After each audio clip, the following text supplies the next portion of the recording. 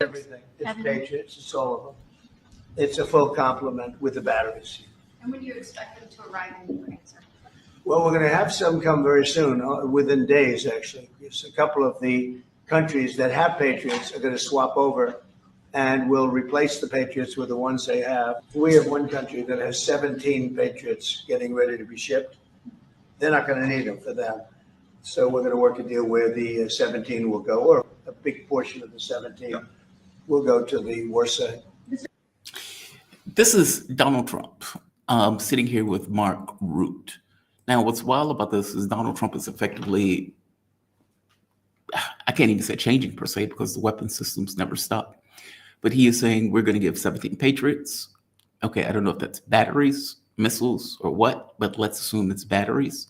He's just going to go to the worst areas. Okay, again, I don't know what that means. You have a 2,000-kilometer battlefront where Ukraine is effectively losing on all battlefronts. Russia's been sending 500 drones, 700 at sometimes a day. They stopped and paused, but the fact that they've been producing that many means they can continue to send that many. The United States is known 25% batteries or Patriots left. So I don't know what country is sending the 17, considering the United States is not going to be able to replace them. And even if you are able to ship that many, is it really going to matter in the context of the battlefield? I'm very skeptical of that. Donald Trump is also saying that he's going to put 100% tariffs on secondary countries that do business with Russia. So you're talking about Saudi Arabia, India, China, and you can imagine Russia is saying good luck with that. We'll see if you go through with that in the 50 days that Donald Trump has given. I would say, before I get to my guess, betrayal. Taco Trump strikes again. This is a betrayal. Donald Trump can make the argument all that he wants that my complaint was that we were paying for the weapons, and that's why, Joe Biden was bad. But anybody that is being honest knows that that wasn't the issue. Trump's argument wasn't, oh my God, we're spending too much for the war. Donald Trump's argument was, we're going to end the war. We're going to end it in 24 hours. Well, we are 4 or 5 months in? The notion that you expect Putin to have a pleasant conversation with you, and because you have a pleasant conversation, that Putin is going to say, okay, yeah, I'm going to screw over Russia now because we had a pleasant conversation. It's nonsense. It's nonsense on his face. Let me go to my guest. He's here a bit early, but that's okay. I like talking to him.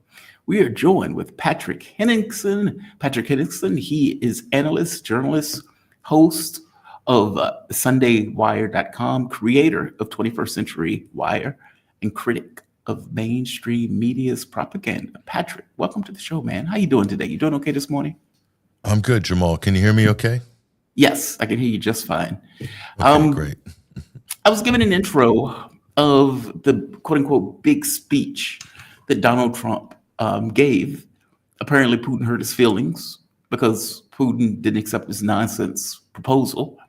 And to be very clear, and I'm going to get your take on it just as we step into it, Russia made the point of saying, look, and by the way, against many people who were, let's say, more of a hardliners, Putin was willing to have a ceasefire, but Putin's terms were pretty straightforward. Stop giving them weapons, stop giving them training, no NATO expansion, and we will have a ceasefire where we can effectively talk. Trump didn't want to do that. In fact, he told them flat out, no, we're not doing that, meaning Europe is going to continue to send weapons. He wants an unconditional ceasefire where Europe continues to send weapons, the U.S. continues to send weapons. And this is effectively just minced three. A man as dishonest as Trump, I don't know why anybody would trust him. And Putin, fortunately, doesn't. Give me your take on this. I find this to be a betrayal. And I don't think it would be just me. I think many of my audience who, there are some misbegotten souls that supported Trump that would probably also see this as somewhat of a betrayal. Give me your thoughts, though. I would have looked at it as a betrayal maybe a few months ago, Jamar, but now I'm past that. And because if it was a betrayal, it would mean that Donald Trump's previous position would have been sincere. And I'm really now looking back, doubting whether that was the case, whether he actually understood anything, about this conflict, about what each side of the conflict is trying to achieve, what Russia's position is, how that relates to U.S. national security, to European stability. I don't think Donald Trump cares or has factored any of these things in. He's clearly taking orders from neocons, war hawks, and people like Lindsey Graham. You know, he's shown himself to be a very weak leader. Donald Trump. He's been banging on for, you know, how long now? 4 years about Biden's weakness. Biden's weakness. You turn on Fox every 5 minutes. Biden's weakness. Oh, this is a mess because of Biden's weakness. And what about Trump's weakness? Trump can't even stand up to the likes of Lindsey Graham. I mean, that's pretty weak, if you ask me. That you can't call yourself an alpha male if you can't repel somebody like Lindsey Graham, and I will leave it there. But you know what I'm talking about. So I mean, so it's like, where is he getting these policy directives from? And I think it's what it seems to me, Jamal, is that what Russia's position has been pretty much ironclad, hasn't changed at all in 3 years. They want to demilitarize Ukraine. They don't want Ukraine in NATO. They want to denazify Ukraine. They want to remove the threat to Russia, basically. And that threat has increased over 3 years because Ukraine, using Western weapons, has been striking deep inside Russian territory. So that even makes this situation more critical from a Russian perspective. You have to take that into account when you're negotiating, or if you're interested in negotiation. U.S. is not negotiating. They're basically saying, accept our unconditional terms, or we're going to crush you, or we're going to keep giving weapons, and we're going to keep this war going. So it's the same with Iran. It's the same with Ukraine. It's the same with Hamas. Either it's our way or there's no way, basically. That's not negotiations.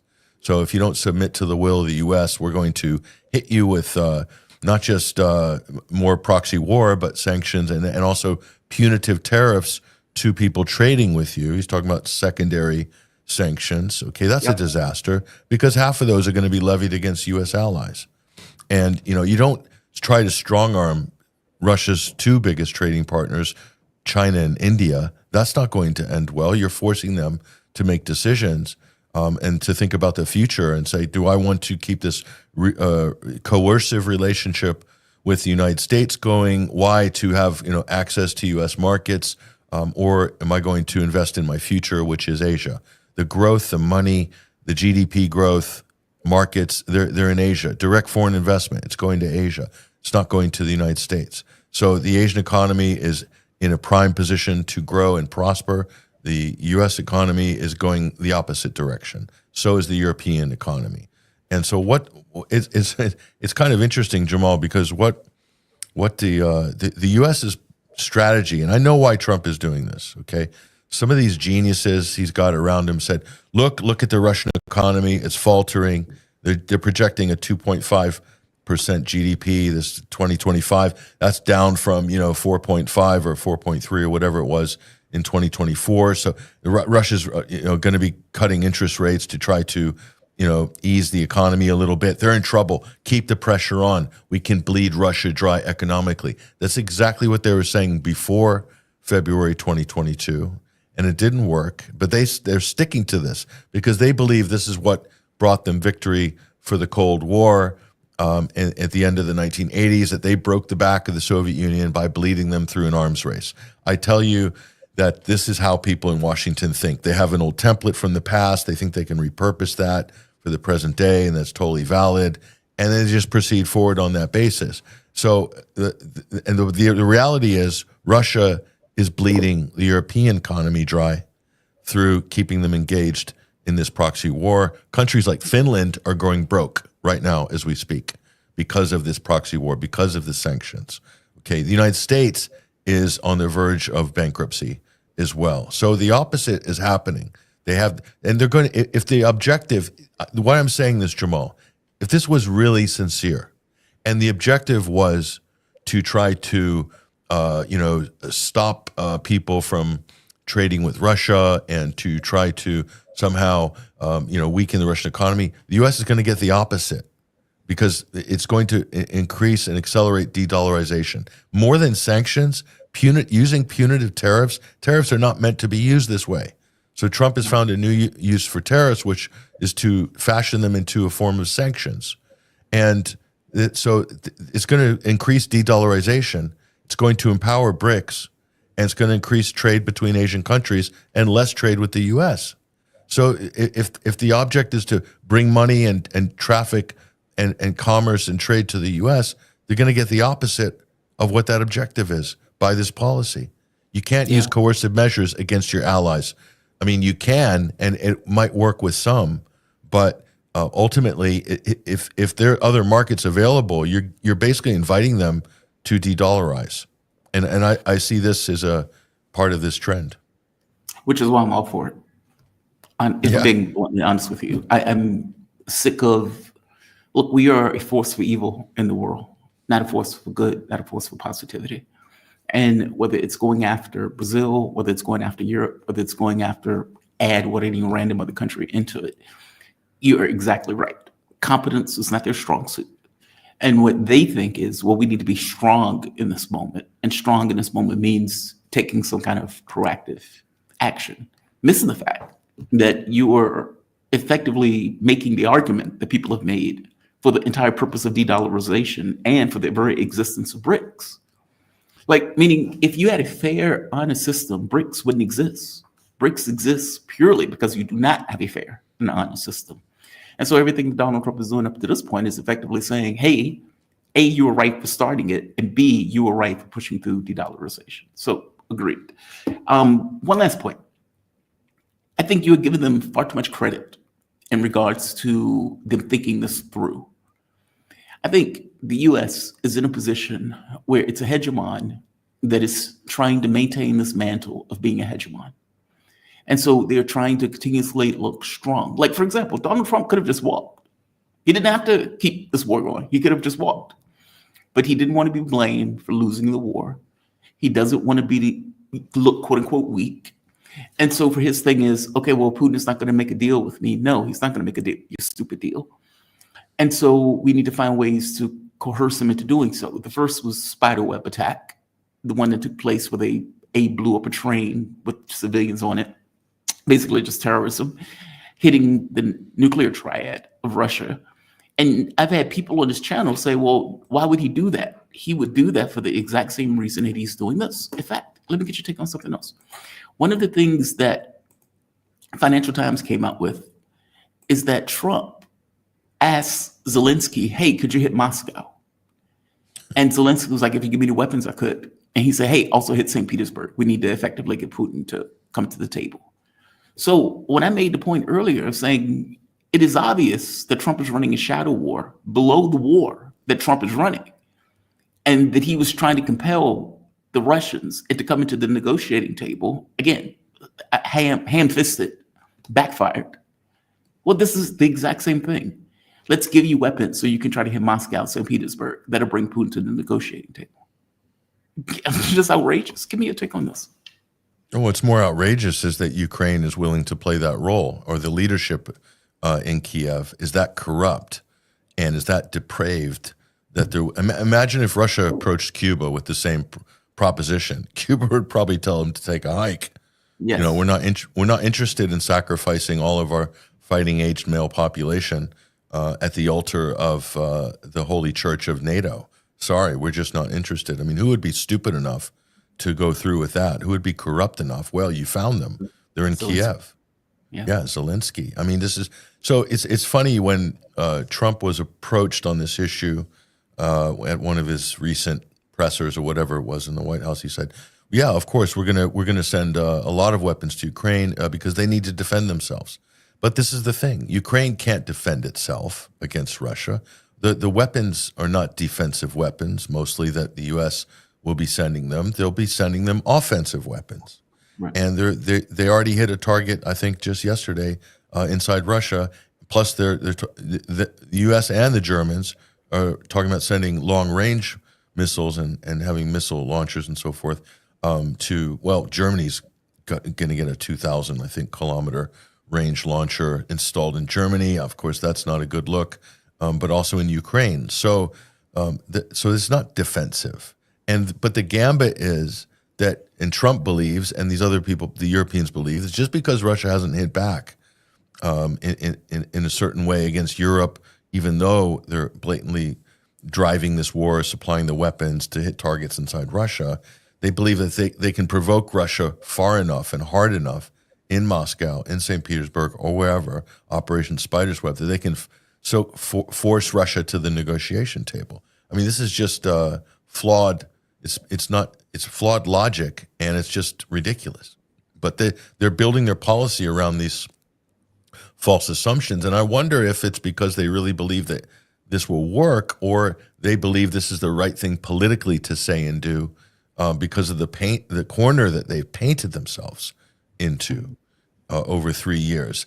And I really think we're in a kind of a strange zone of incompetence and hubris, something of a Faustian tale, where the West is in a situation where they've really done a deal with the devil on this, and they have no way out other than to publicly humiliate themselves and resign, which we know that's not going to happen. I mean, they'd rather walk over hot coals for a mile than do that. Any politician in the West, I mean, that's career suicide. So that's not going to happen. So it's a downward spiral. It's a death spiral diplomatically, and there is no negotiations, Jamal, with Trump. Deals are not agreements. You see, a deal is a one-way thing. He's imposing, believes with leverage. He thinks it's a big property market. He thinks it's Lower Manhattan. No, agreements are between countries and governments, and they involve other countries to help guarantee and glue that agreement together. This is how treaties and things like this are formed historically. Trump thinks he can just throw away world history. No, this is the way I like to do business, and if you don't like it, you can take a hike, kind of thing. It's just ridiculous. It's amazing more Democrats haven't copped on or pushing back on this correctly, but they hate Russia so much they really probably don't care. I mean, the U.S. is at such a low ebb right now. It's really shocking. Yeah, I think they're desperate.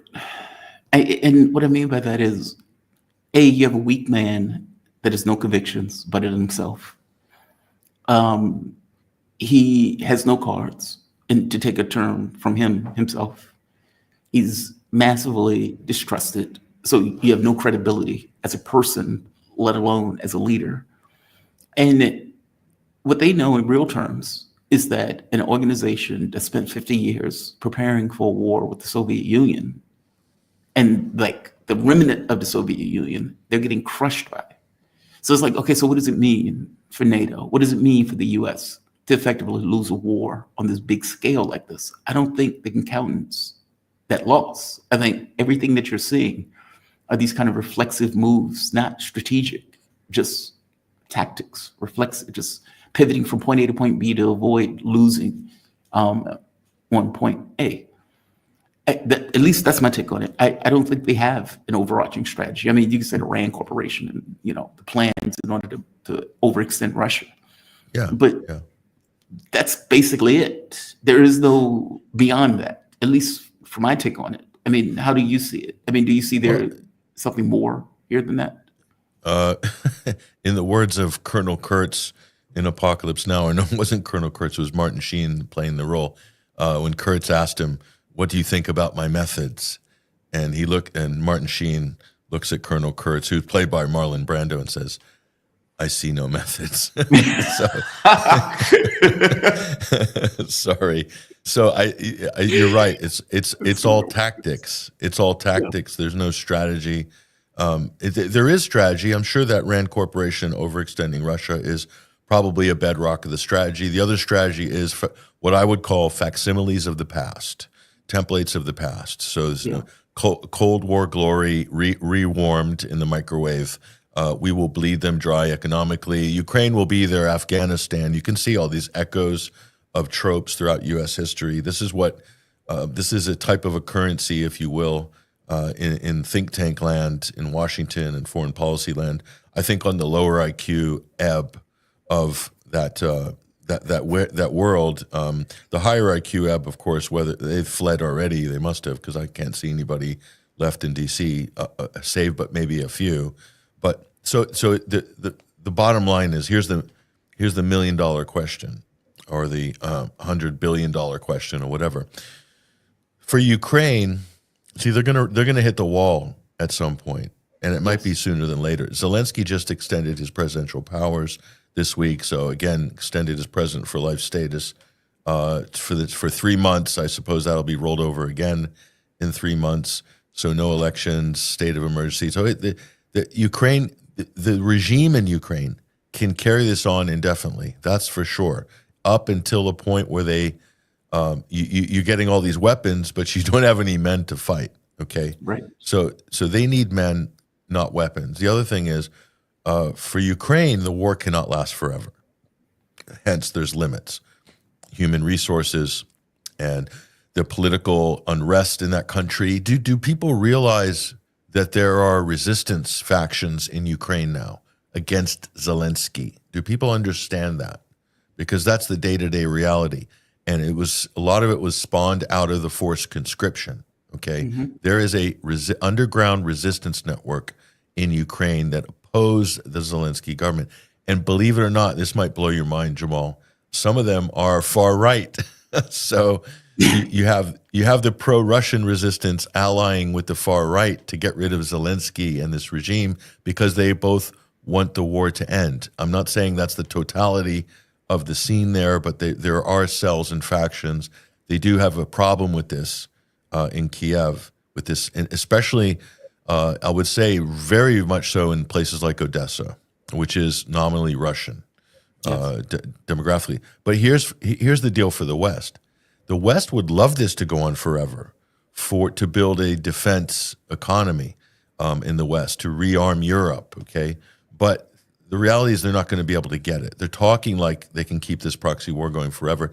And they believe, Jamal, trust me, they believe in London and in Paris and in Washington and Berlin that they just need more time to weaken Russia economically, and they'll be able to overwhelm them with drone swarms, okay? This is in the British Defense Review. Operation Kill Web, the British call it. Ukraine launched Operation Spider's Web. It's all part of the same doctrine, okay?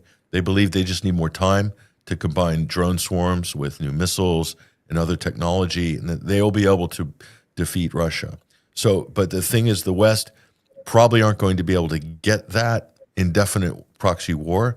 So, but they need it at the minimum to last for 5 more years till 2030. That's how long it will take for all the new kind of procurement, reconfiguring the European economy, extending deficits in order to finance the, quote, rearming of Europe.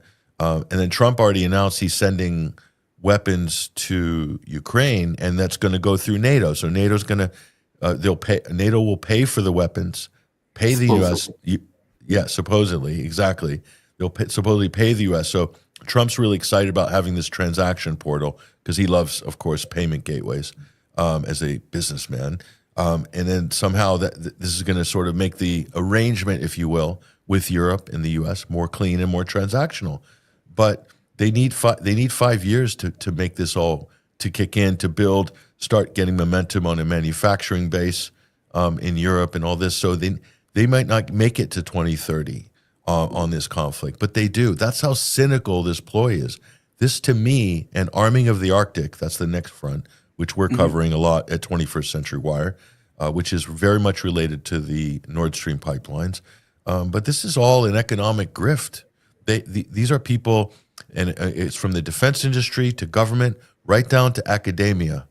There's grants, there's money, there's funding, there's all sorts of development, investment from the state, all over Europe, United States, UK, and Europe. And so they want to basically militarize Europe, militarize the Arctic, militarize that new front line along Russia's western border, and that's it. You know, that's the plan. That's the plan. And it's very cynical. It's very cynical. And they believe, like all these Cold Warriors, that we won the Cold War because we beat the Soviet Union in an arms race, and let's do it again. That's how simple and baseline their thinking is, okay?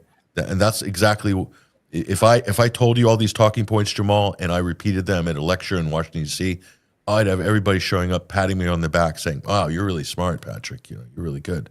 Let's bleed them dry. Yeah, just like the Cold War. Yeah. And it's like, I can rev them up. I can get the crowd going. No problem. That's just telling what they want to hear. Yeah. Like, and I That's what's wonder happening. if 3 a.m. between them and their God, they actually believe that stuff. Like, meaning, if I need to come up with a coherent, that's a saying, don't mistake the coherent for true. Like, just because it's coherent doesn't mean it's true.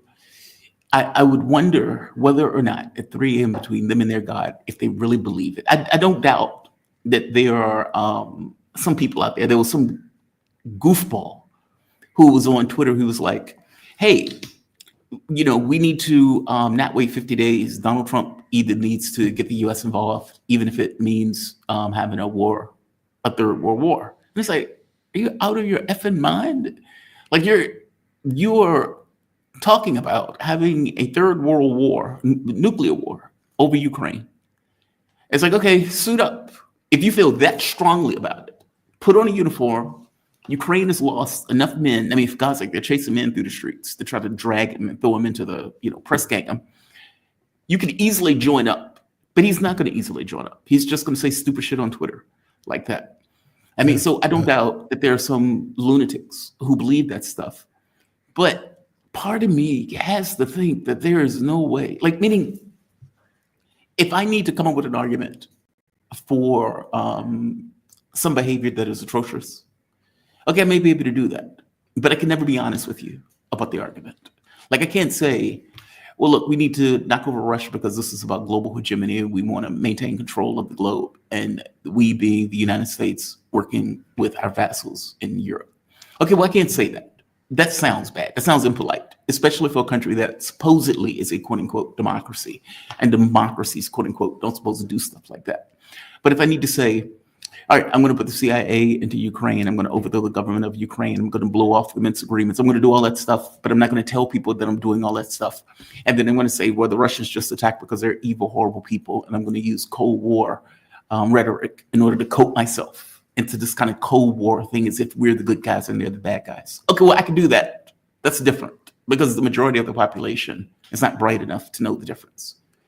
Like, does it make sense? Like, meaning, do you think they know that, or do you think we know that we know the truth? I think anybody who's objective and has a critical thinking skills, they can see through this. But you'd be surprised, Jamal, how people can convince themselves that their own BS is plausible if the money is right, and believe that's a big motivator: career, money, power. And you can convince yourself, because if you're doing U.S. policy and you've got a number of tracks available in front of you to proceed forward, obviously that grand strategy, I don't even think Trump can articulate what U.S. grand strategy is. So I don't think he can either. So it's really short term if you think about it. So just mobilizing, militarizing the economy, going into debt with a permanent state of war. Having your whole national economy somehow dependent on, wars that are on and so forth. If it came to the crunch, obviously we're on the edge of a major abyss financially, monetarily, the U.S. dollar as well. They're looking, and what Trump is doing is accelerating the negative sides of that situation by leaps and bounds. And, but of course, throughout history, and certainly U.S. governments have done this to varying degrees in history, where they've decided to, join or wage a war. Other empires have done it as well, rather than deal with the fundamentals, the underlying fundamentals that are driving, economic decline and potential catastrophe. It's much easier, at least from a public perception point of view, dealing with the plebs to drag the country into a war. But the public's a lot more intelligent now, and I even think people of average intelligence and engagement in politics can see through a lot of this. In terms, if they were then told, no, we must fight the Russians, a lot of sensible people you don't even know about geopolitics will say, why? Yeah. What has Russia done to us? Oh, Ukraine. If you talk to people in Sweden and Finland who are on the NATO gravy train, there's quite a few of them now. They'll say, why did you join NATO? because you just painted a target on yourself, and now you have to basically go against one of the world's nuclear superpowers. They'll say, well, because of Ukraine. And there's no answer. And then if I retort back to them, I say, well, why did the conflict break out in February 25th, 2022 in Ukraine? What happened there? What preceded that? They don't want to have that discussion.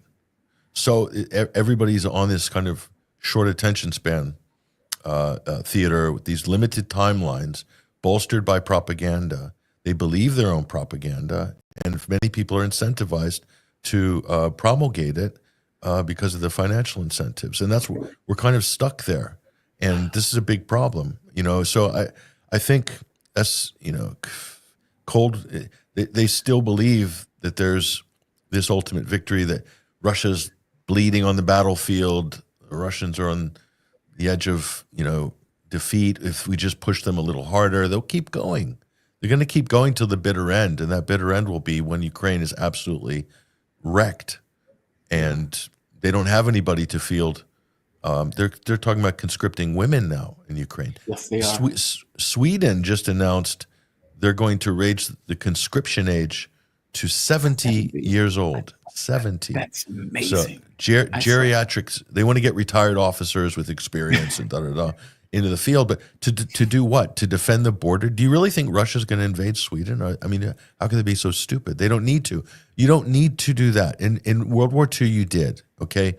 Maybe to subdue an enemy or to neutralize an enemy on your border. Now Russia will just send arresting missiles and destroy the Saab factory, makes all the anti-tank munitions, and they'll just wipe out Sweden's industrial base in like 48 hours.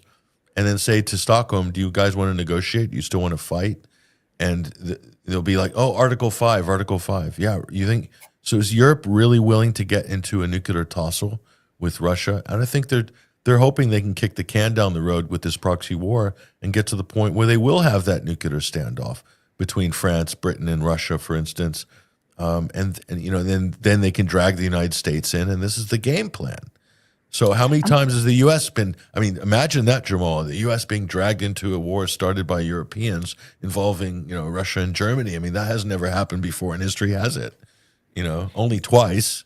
Yeah, I don't think we're being dragged into it. Well, yeah, proverbially dragged, but if the U.S. truly wants to decouple from Europe, as the noises Vance and Trump are making, and I don't think they're very sincere, at least from J.D. Vance's point of view. I don't think he fully understands the ramifications of that. Look, it's fine.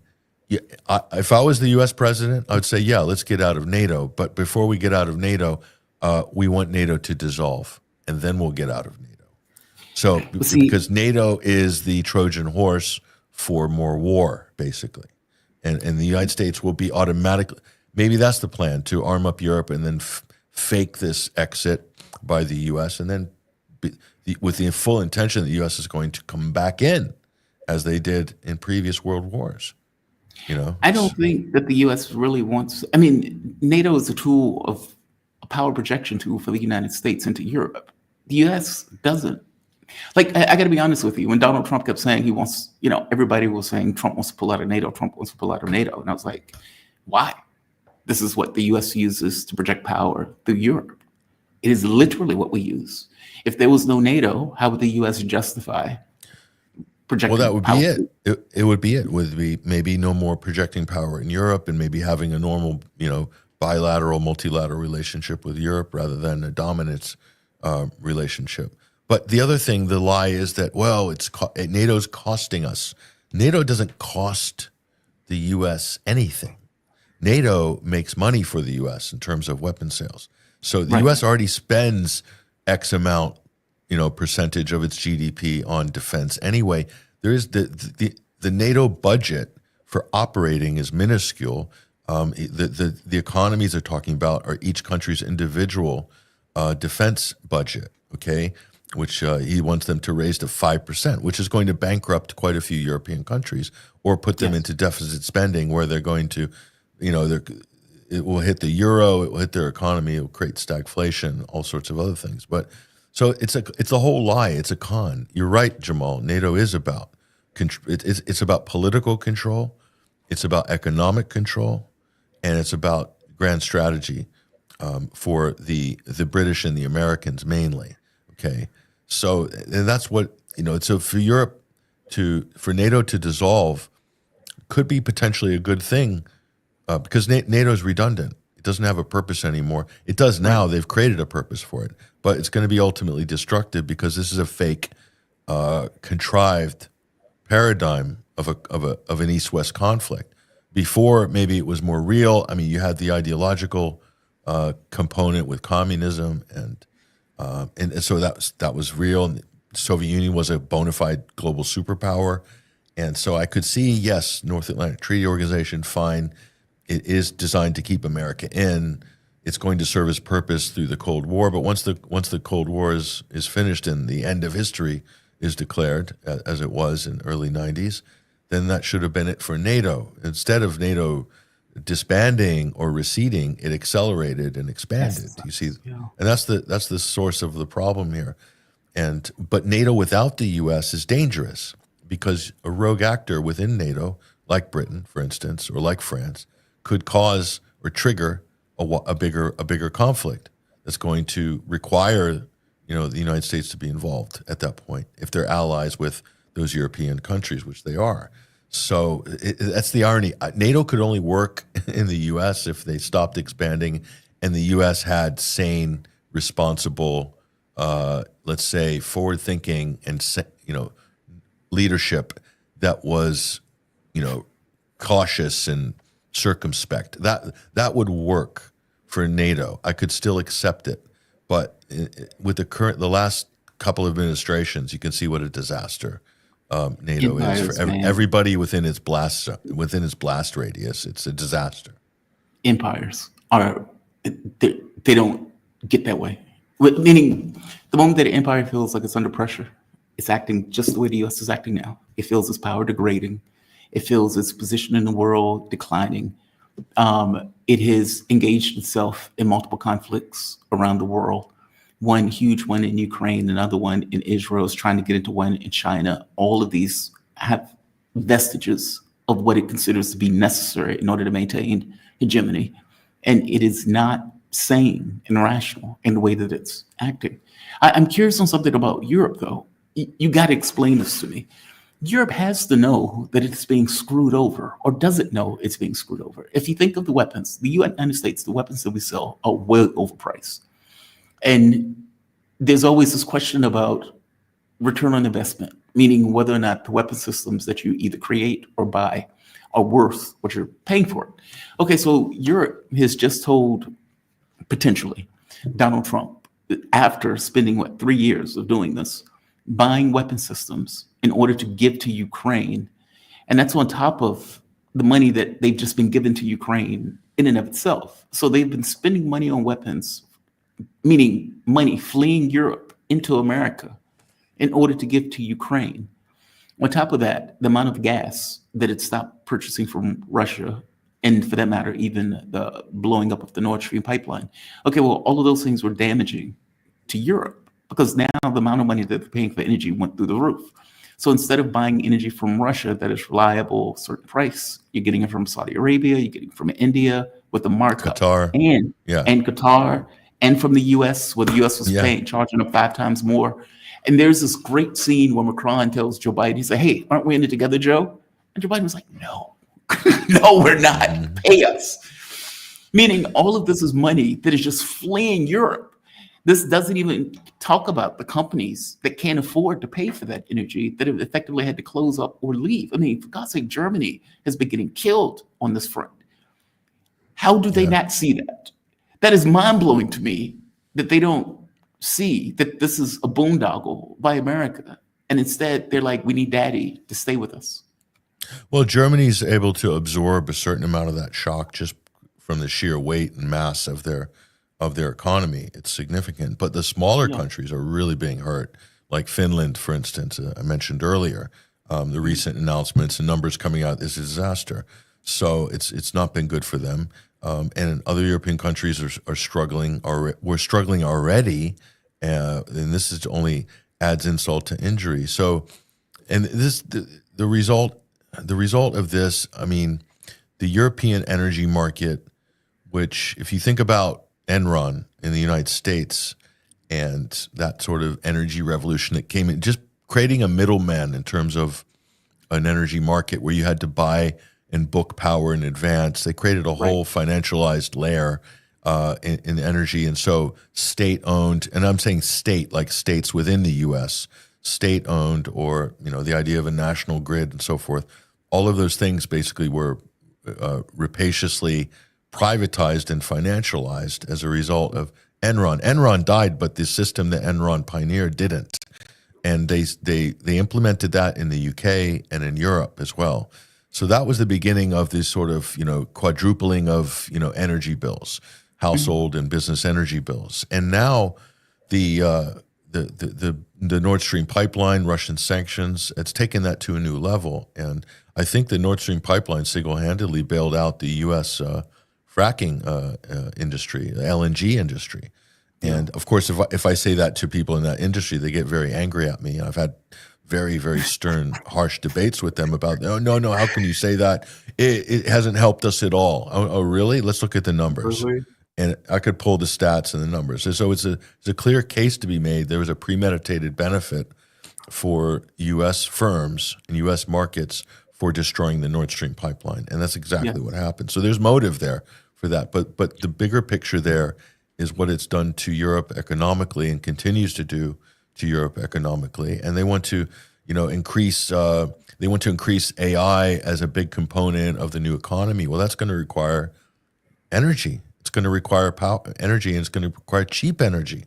So Europe can't be a leader in AI if it doesn't have cheap energy. And so you can continue to run massive deficits, but that's just going to grade away, destroy, and erode the European economy over time and turn Europe into an economic backwater globally. And that's exactly where it's heading. Norway was also a big beneficiary of the Nord Stream. Yes. Norway is the biggest independent energy producer in Europe. And so they have benefited massively. It's put them in a pole position. And this is why they have such a central role in NATO now. And if you look at the geopolitical center of gravity, as far as Europe is concerned, it's shifting north. It's shifting towards the Arctic.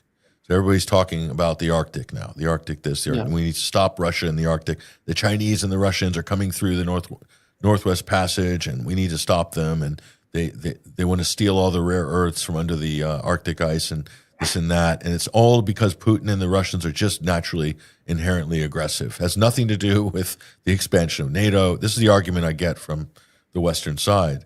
And they're saying, oh, because Ukraine, we need to, you know, militarize the Arctic. No, it's because there's energy concerns in the north as well. Europe still needs to capture some of those, and they need to deny access to some of those resources, deny China, deny Russia. So this is about global competition still. But again, they can't afford to maintain this complete another militarized zone, another one. Where's the money going to come from this? Are they mining gold in Europe now that we don't know about? Are there massive gold deposits all over Europe, in Luxembourg and Denmark and Netherlands and Germany? Like, where is the money? Have they discovered oil in Germany? I'm just wondering, like, where the cash is coming on this. It's coming from debt. That's the plan. Let's go into debt. Let's do what the U.S. did. Let's run massive deficit spending budgets year in, year out, ramp up our defense, and we're going to end up having a war, Jamal. It will end up with war. That's where things are going to head, because the only solution to these people is to arm up. And of course, Russia has to arm up as well. Nobody's talking about diplomacy. I attended an event last week on this very topic, and there wasn't a word about the cheap option, of course, is to have some kind of a diplomatic political agreement and settlement. And so people don't have to blow half their, public expenditures on weapons. But nobody wanted to talk about that because everybody in academia, they've got funding for this. The defense industry is bringing jobs for that. This is how they're talking. These are people on the left, Jamal. They've militarized the left. They're not on the left. They're not on the left. The old left, but they're still pushing climate change, though.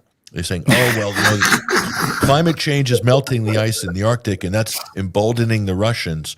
So they tie the climate change issue to the Russian issue, and that's why the Arctic is like the perfect equation for these people to push for this militarization of the Arctic and increase war footing against Russia. And you can only keep doing this so long before it does end up becoming a war. And then what? And then what? What are you going to do then? You know, what's Europe going to do then? Lick its wounds and, you know, evacuate?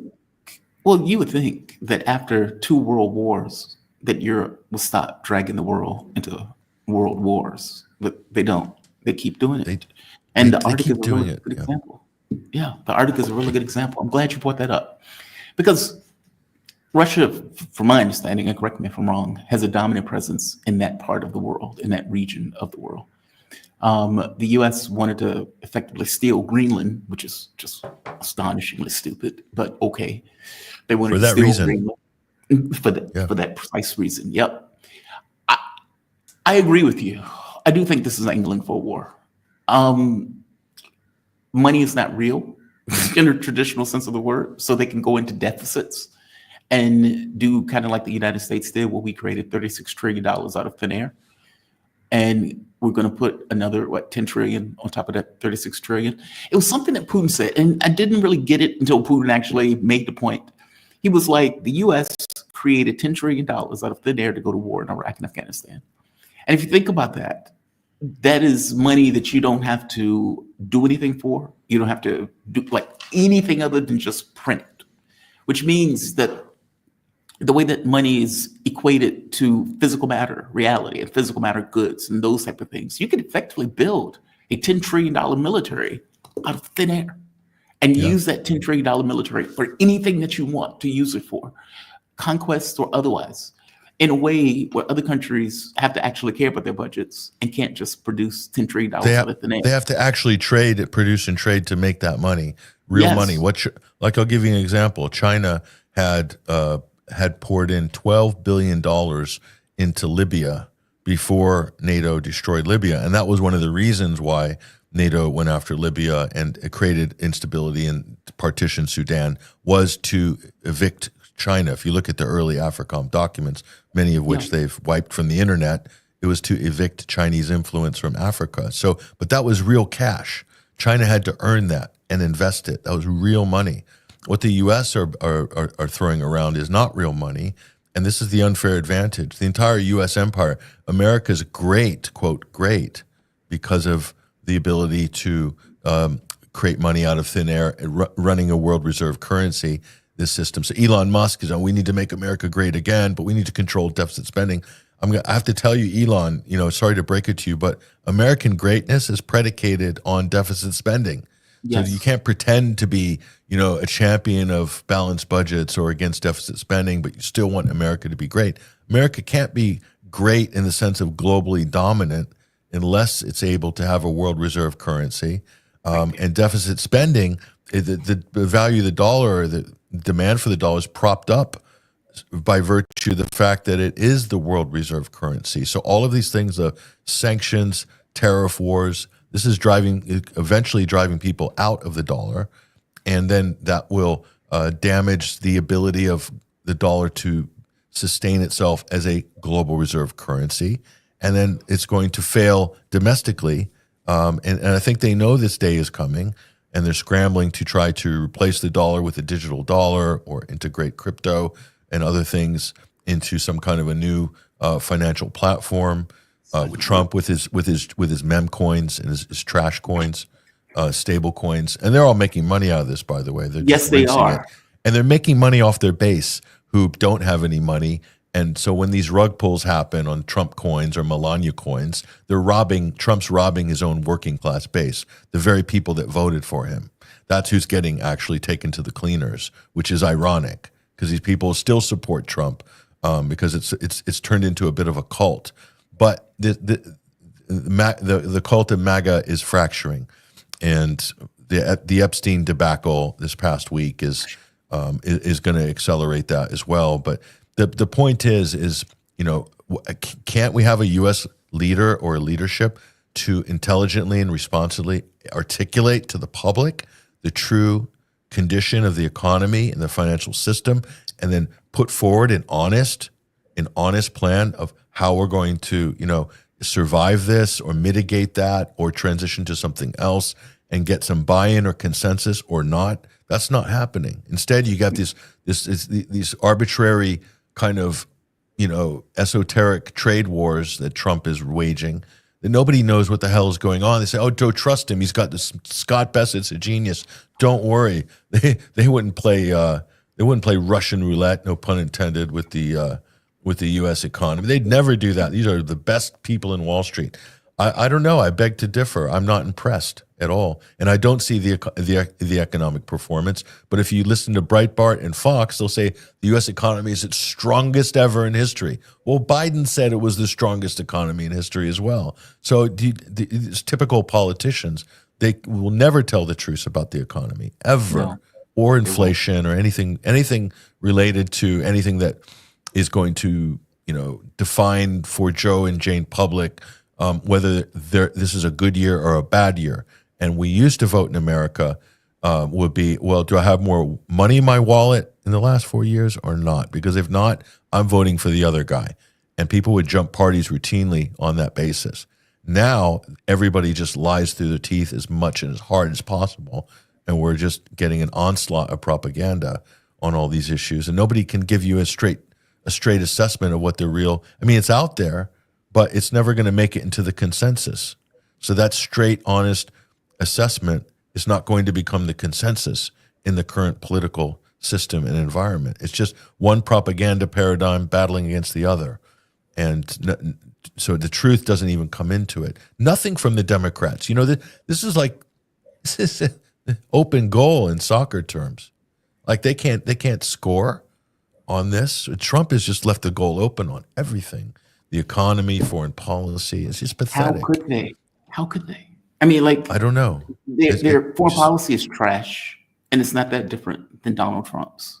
They may say different things, but it's the same. Economically, what can you say? If they had a Ron Paul or a Dennis Kucinich or somebody with a brain, or maybe an upgraded Rand Paul with a little more, I don't know, or finely tuned a little bit, but they could just clean up. They could take all of this fence sitters, all of the disaffected MAGA, all the disaffected Dems, the Bernies, and basically clean up and register them as Dems, or it could do it within the Republican Party as well, or a third party. I'm not sure if that's ever going to work in the U.S., but so we don't have this old saying, Jamal, that American eagle needs two wings to fly, and if there's only one wing, it's going to be in a tailspin.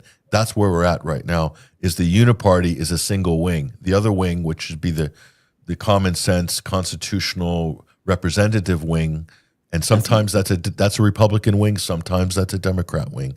It's not there. It's just hanging. It's in paralysis. And the United States, the American eagle, is in a tailspin right now because of that. There's no viable opposition to the uniparty. Nothing. And Trump was not it. Trump was not it. You're 1,000% correct. You are 1,000% correct. Patrick Henningsen. Patrick Henningsen is a geopolitical analyst, journalist, host of the Sunday Wire, creator of 21st Century Wire, and critic of mainstream media propaganda. Patrick, man, always appreciate you, man. I really do. And the audience had even asked about you. They're like, "Where's Patrick? Where's Patrick?" So thank you. I just launched a Substack. I just want to mention, I just launched a Substack page. It's patrickhenningsen.substack.com. I don't know if you dropped that link in your show description, but I just launched it recently, and I'm starting to publish some more personal writings, and it's a different type of content than we have at 21stcenturywire.com. Badass, man. I'll put it in the bottom of the video so people can see at the end of this, and I'll put it when I cut this and upload it. I'll put it into that one also. Thank you. Be safe, man. Have a good day. Okay. Thank you for this. You too. All the best. Bye-bye. All right. Patrick is fantastic. I saw my guest. Oh, there he is. Excellent. I am greatly looking forward to this conversation. I had an opportunity to look at your channel, and I was an audience member who gave me your information, Jerry Gray. And I had a hard time figuring out how to do a bio for you because you said, don't call me an expert. I'm not an expert on China. I was like, okay, I can't call the guy an expert. I would just say he was born in the UK, lived in Australia, now lives in China, loving it. And he has a tendency to put videos out smashing, let's say, propaganda against China with the reality of what it means to actually live in China, and what China is trying to accomplish in the world. I'll go with that as a bio. How you doing, man? You doing okay today? I'm doing great. Thank you very much. Thanks for the invitation. And thank you to Kevin for putting the two of us together. He's the mutual follower. So that's it's been good because, I've seen a few things of yours and I like the open-minded approach. It's good. Well, thank you. I appreciate that. We are under the same sky at this point, the same time zone, so it's late for us. I want to go into, and I guess maybe the first thing I want to dip into is you. How did you, if it's okay to ask, how did you end up in China? I mean, you've been there for 21 years, which is astonishing amount of time to be there. Give us your story. It's kind of an indicator of my age. I lived 17 years in Australia, 28 years in the UK, and now I'm not quite 21. I'm about 4 months short of 21. 21 years here in China. I came here by accident, really. I came here with a view to doing a short-term contract, 8 months. That was in 2004, and it got extended a little way. By the time I was ready to, the contract was ready to finish, I felt kind of not ready to go home. I was kind of enjoying it, which I hadn't done when I first arrived. And I have to say, China is a culture shock. I arrived in a city, a small city. There's only 4.5 million people live here. So by Chinese standards, that's quite a small city. And hardly anyone speaks English. There were not many foreigners there. There are not many foreigners now, but they went through a period where there was a lot more. Then COVID came, and then now there's a lot less. But it was kind of rare to meet a foreign face. And when you did, you kind of stop in the middle of the street and say, "What the hell are you doing here?"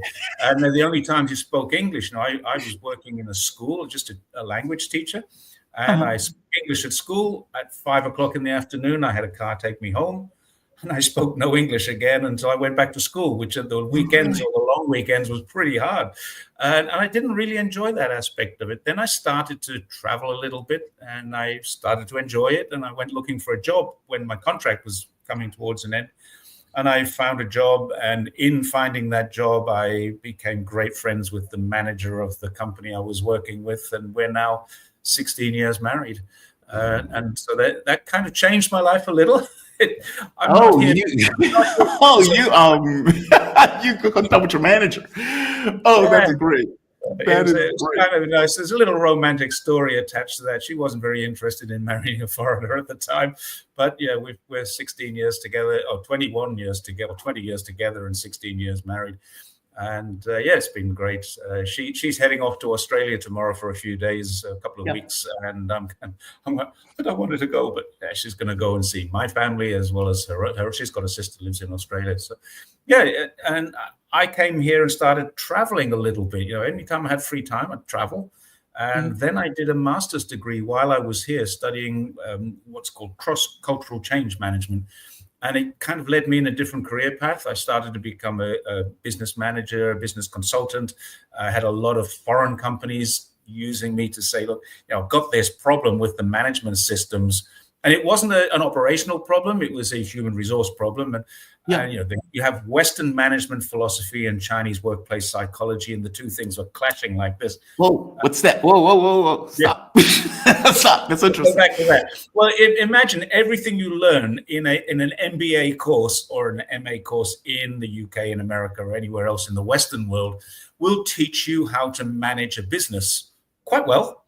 But then you come to China, and your human resource management is an entirely different factor. So the workplace psychology, the way people think, the way people act with different stimulus. So you and I are very different in our cultures. I mean, we're both Westerners. We both grew up in a Western society, but we both live in Asia now, or we're both in Asia. Well, and we must have seen, we're different, I know, but we must have seen things where you look at someone and say, why the hell did that person do that? When you would have done this or I would have done that.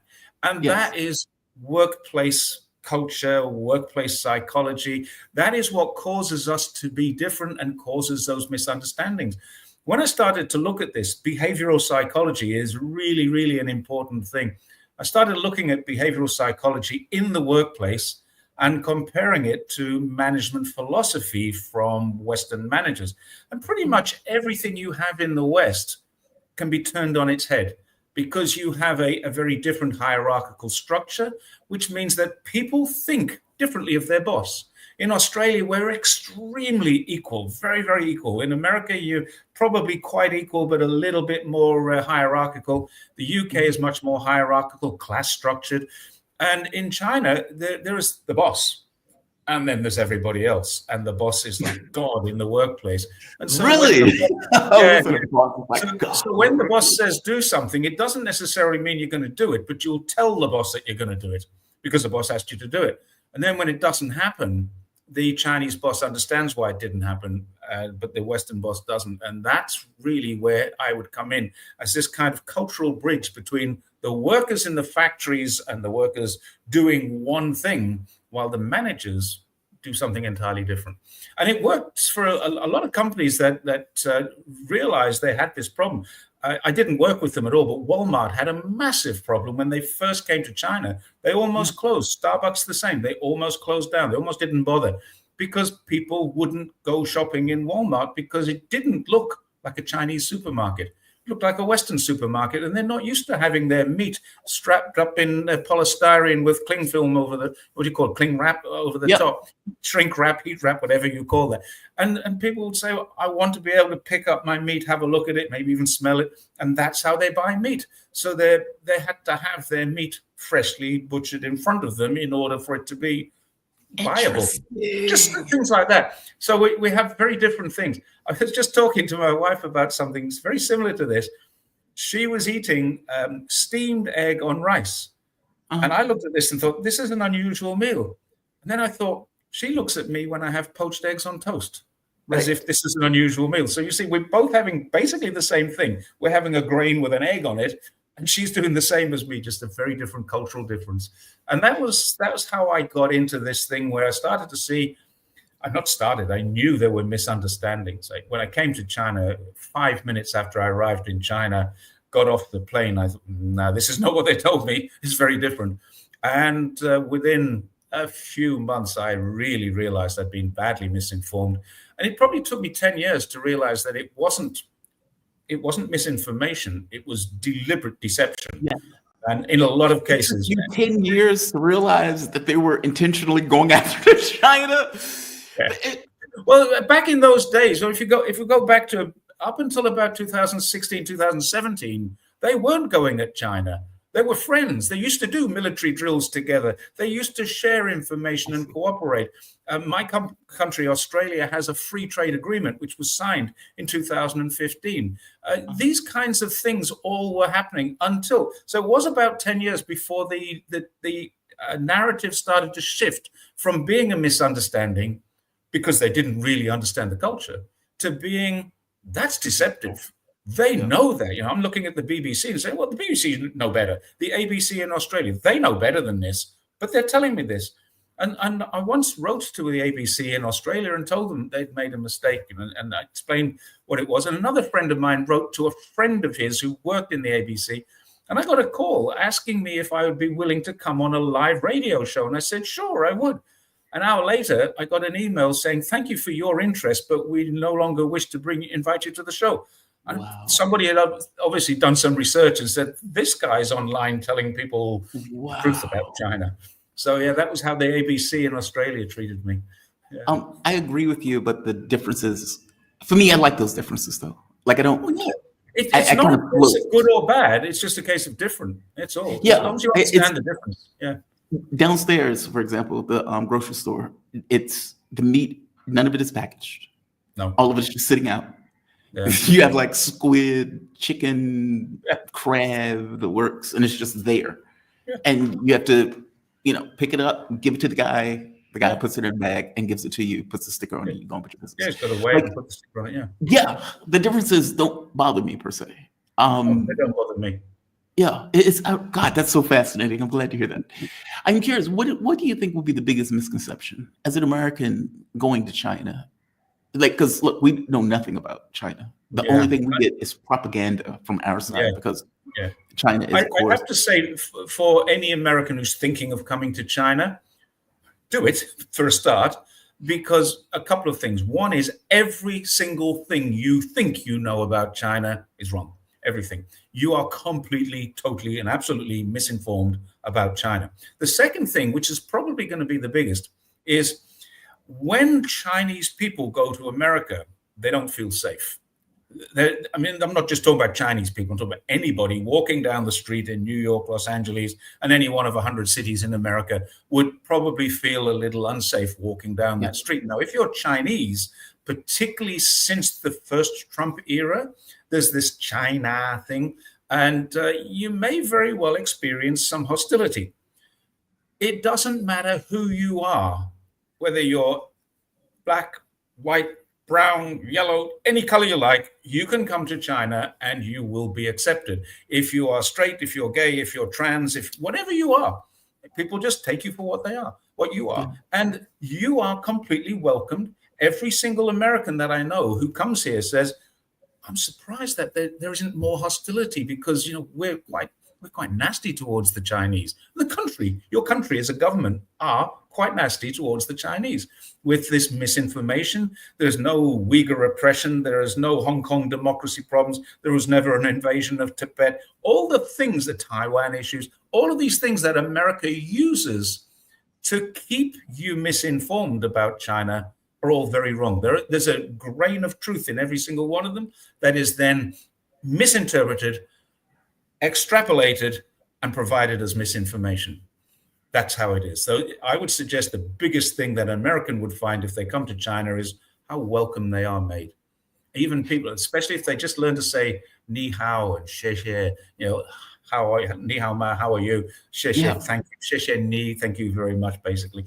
And you know, when they, or xie xie ah, if you say the ah at the end, people, oh, you can really speak Chinese. I don't know why they think that. Oh, they'll say, speak Chinese so well. I just said thank you. yeah.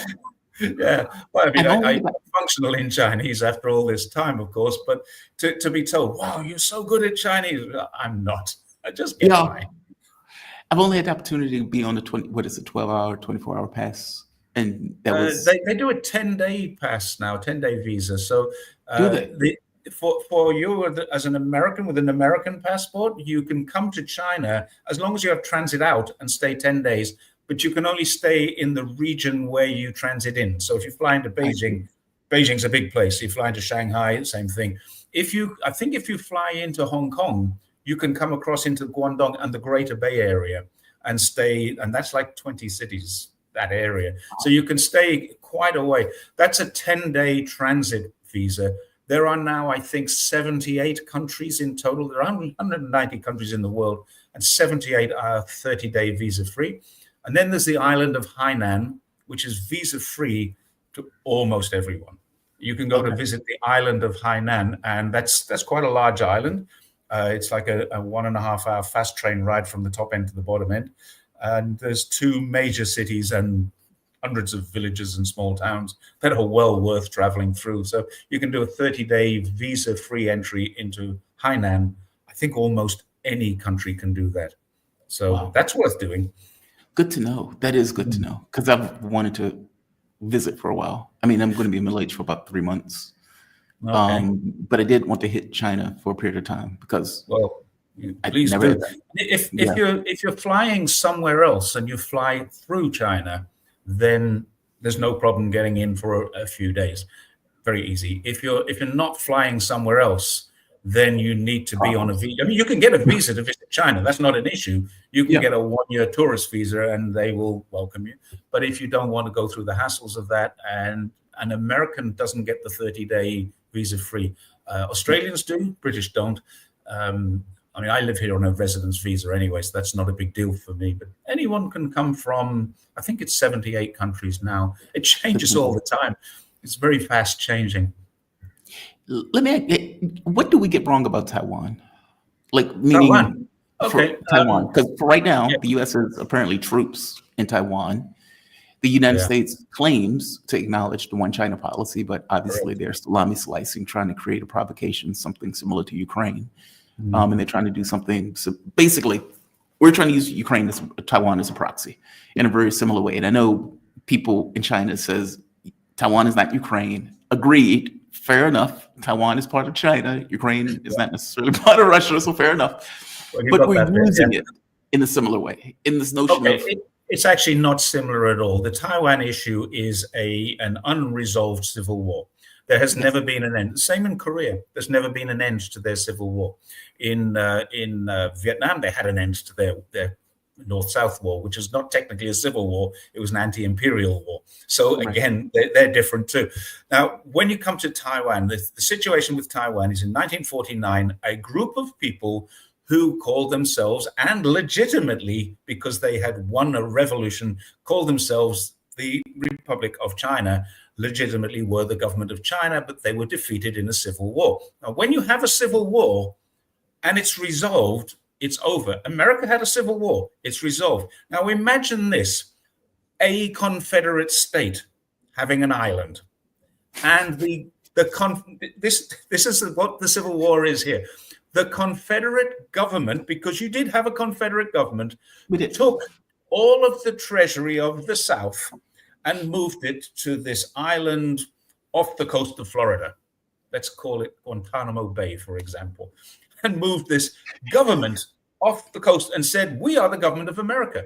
That's what this is.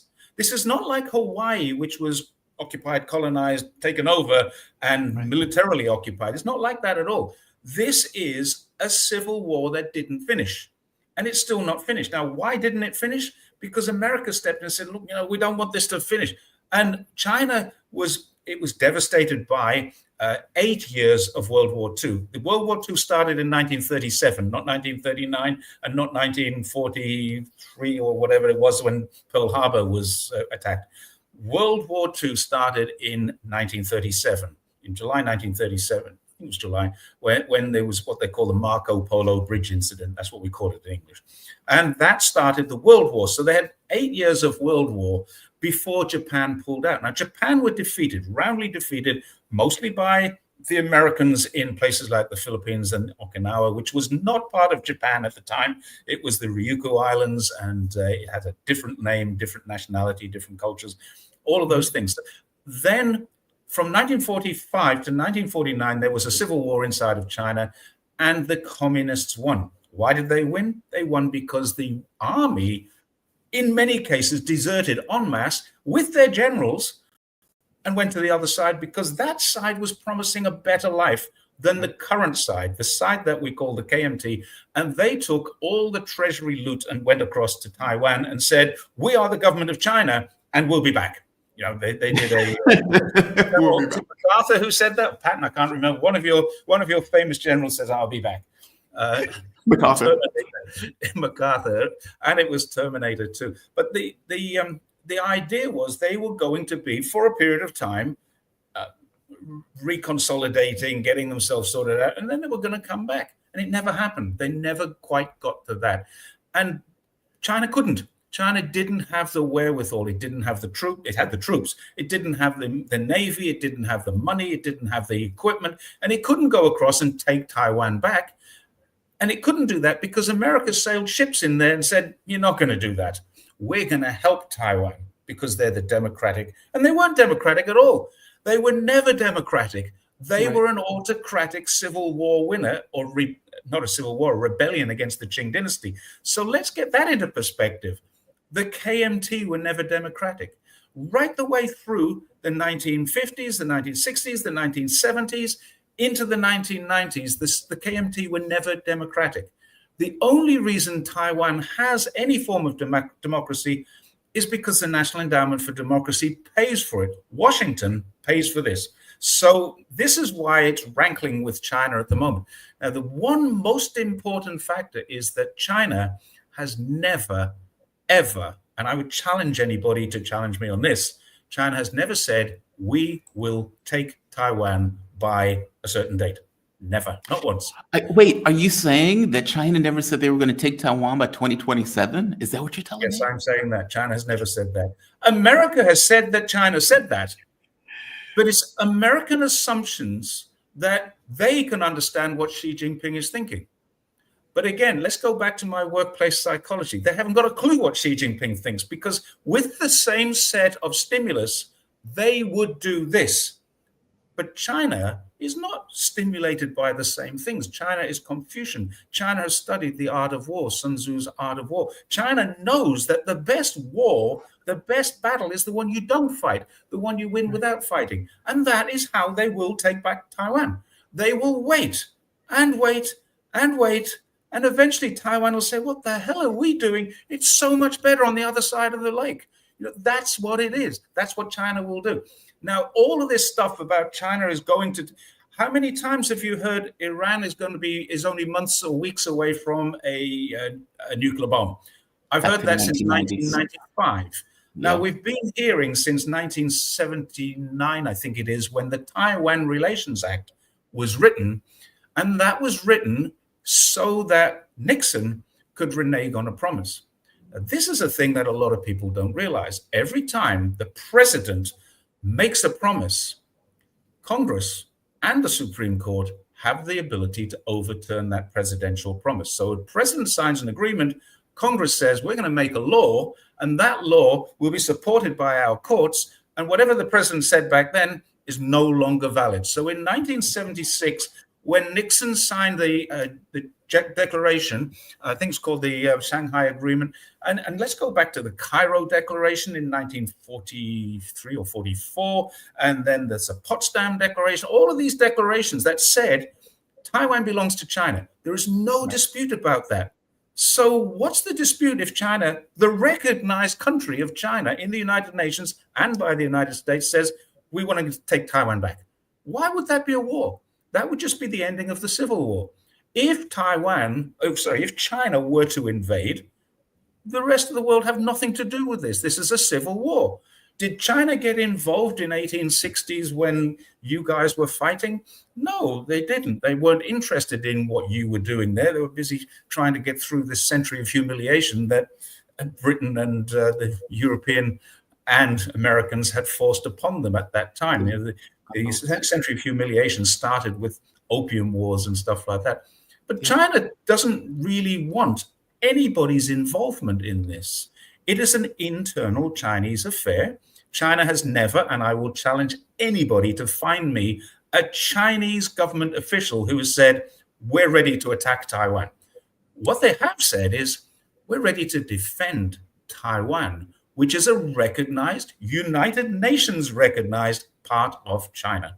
So when Elbridge Colby comes in and says to Australia and Korea, less to Korea, but more to Japan and Australia, we want to know what your commitment is for if there is a war against Taiwan. What he needs to say is, if we go to war with Taiwan, what are you going to do about it?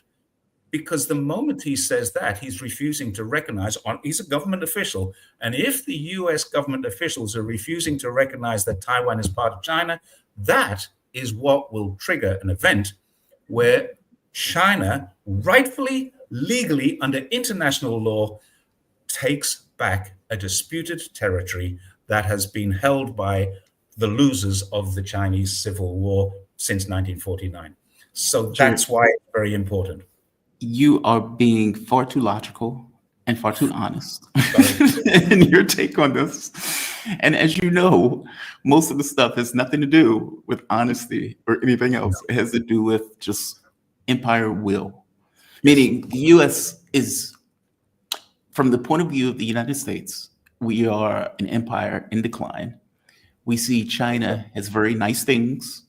We see them building stuff all the time. We see them with high-speed rail. We see them with drone parades that are just mind-blowing to watch. We see massive cities, and we don't have those things, which means... Can I add to a few things to this that you're not seeing?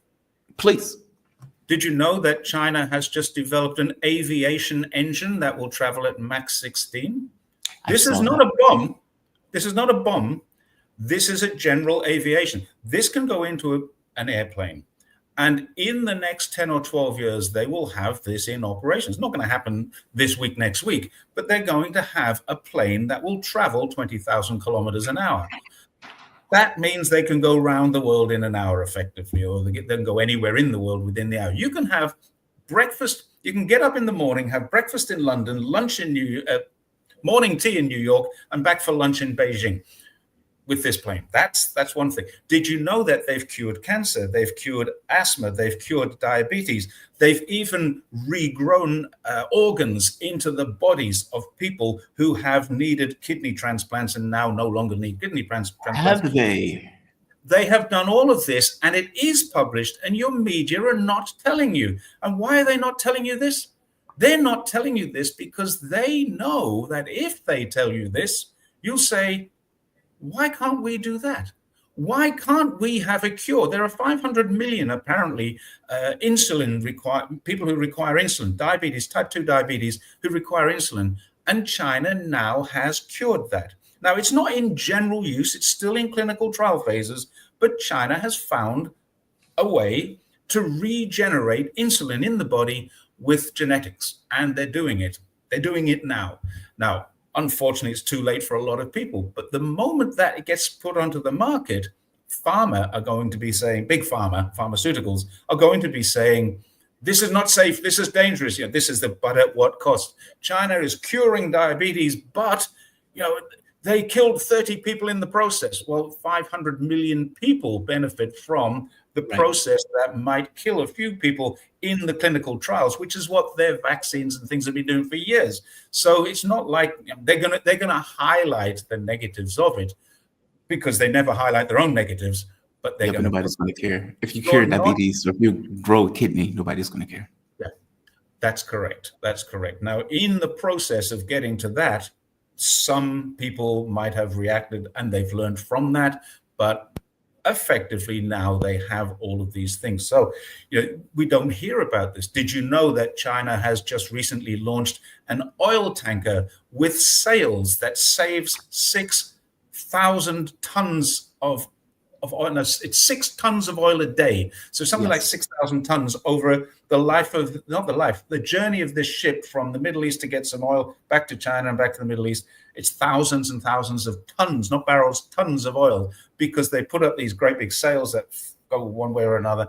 And China's just released this. China is doing all these kinds of things, and nobody in the West knows. I've written script for 2 videos for my channel, Jerry's Take on China. And in these 2 scripts, one of them is called, What Else Are They Not Telling Us? And that is a really big thing. You're not being told what China's achieving. You're only being told what are clearly obvious and what are easy to be seen, because vloggers are showing it all over the place.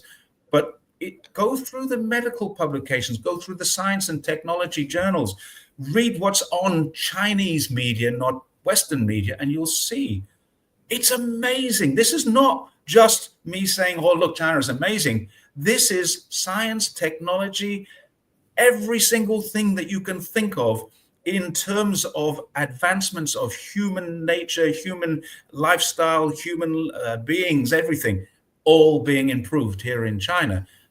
And it was a dirty place when I came here. Come now and you'll see blue skies. People are swimming in rivers, fishing from rivers in the cities. I live in the Greater Bay Area, right in the middle of the Greater Bay Area. Geographically, I'm literally right in the middle. Yet I can go fishing in my local river, catch a fish and eat it. This is the largest manufacturing zone in the world by a long, long way. And I can catch fish and eat it from my local river without any treatment, just eat it, and it's okay. That's quite amazing when you think about where they were 20, 30 years ago. And you still see the BBC do this very well. Grainy, dirty pictures of Beijing.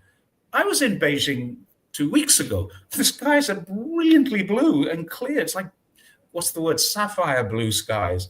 I was in Mongolia a little while ago. They talk about dust storms. I rode a bike across China. You can probably still see I've got a little bit white hand and slightly brown. Yes, I do. I do. I also have brown fingers, but they've eased off a little bit. But the color changes. because I'm getting sunburn in this supposedly smoggy, dirty place. It's just quite incredible how misinformed we are about the country that I live in. And I see it every single day, and I'm trying to put that right. Well, they do it purely for the explicit reason of a coming conflict. Meaning, look, I agree with you, right? That for all intents and purposes, China has marked advancement in a way that the US and the way our political system just doesn't allow. Like there's a level of competence that's coming out of the Chinese government that doesn't come out of the US government, whatever the US government says. So from our point of view, we look at that and say, okay, we are going to lose our primacy if China, Russia, Iran, and let's say the globe goes in a particular direction that the globe is effectively going. We need to stop China, Russia, India, Iran, et cetera, from going in that direction. And there are certain prongs, let's say touchstones, China being one of the primary ones for that.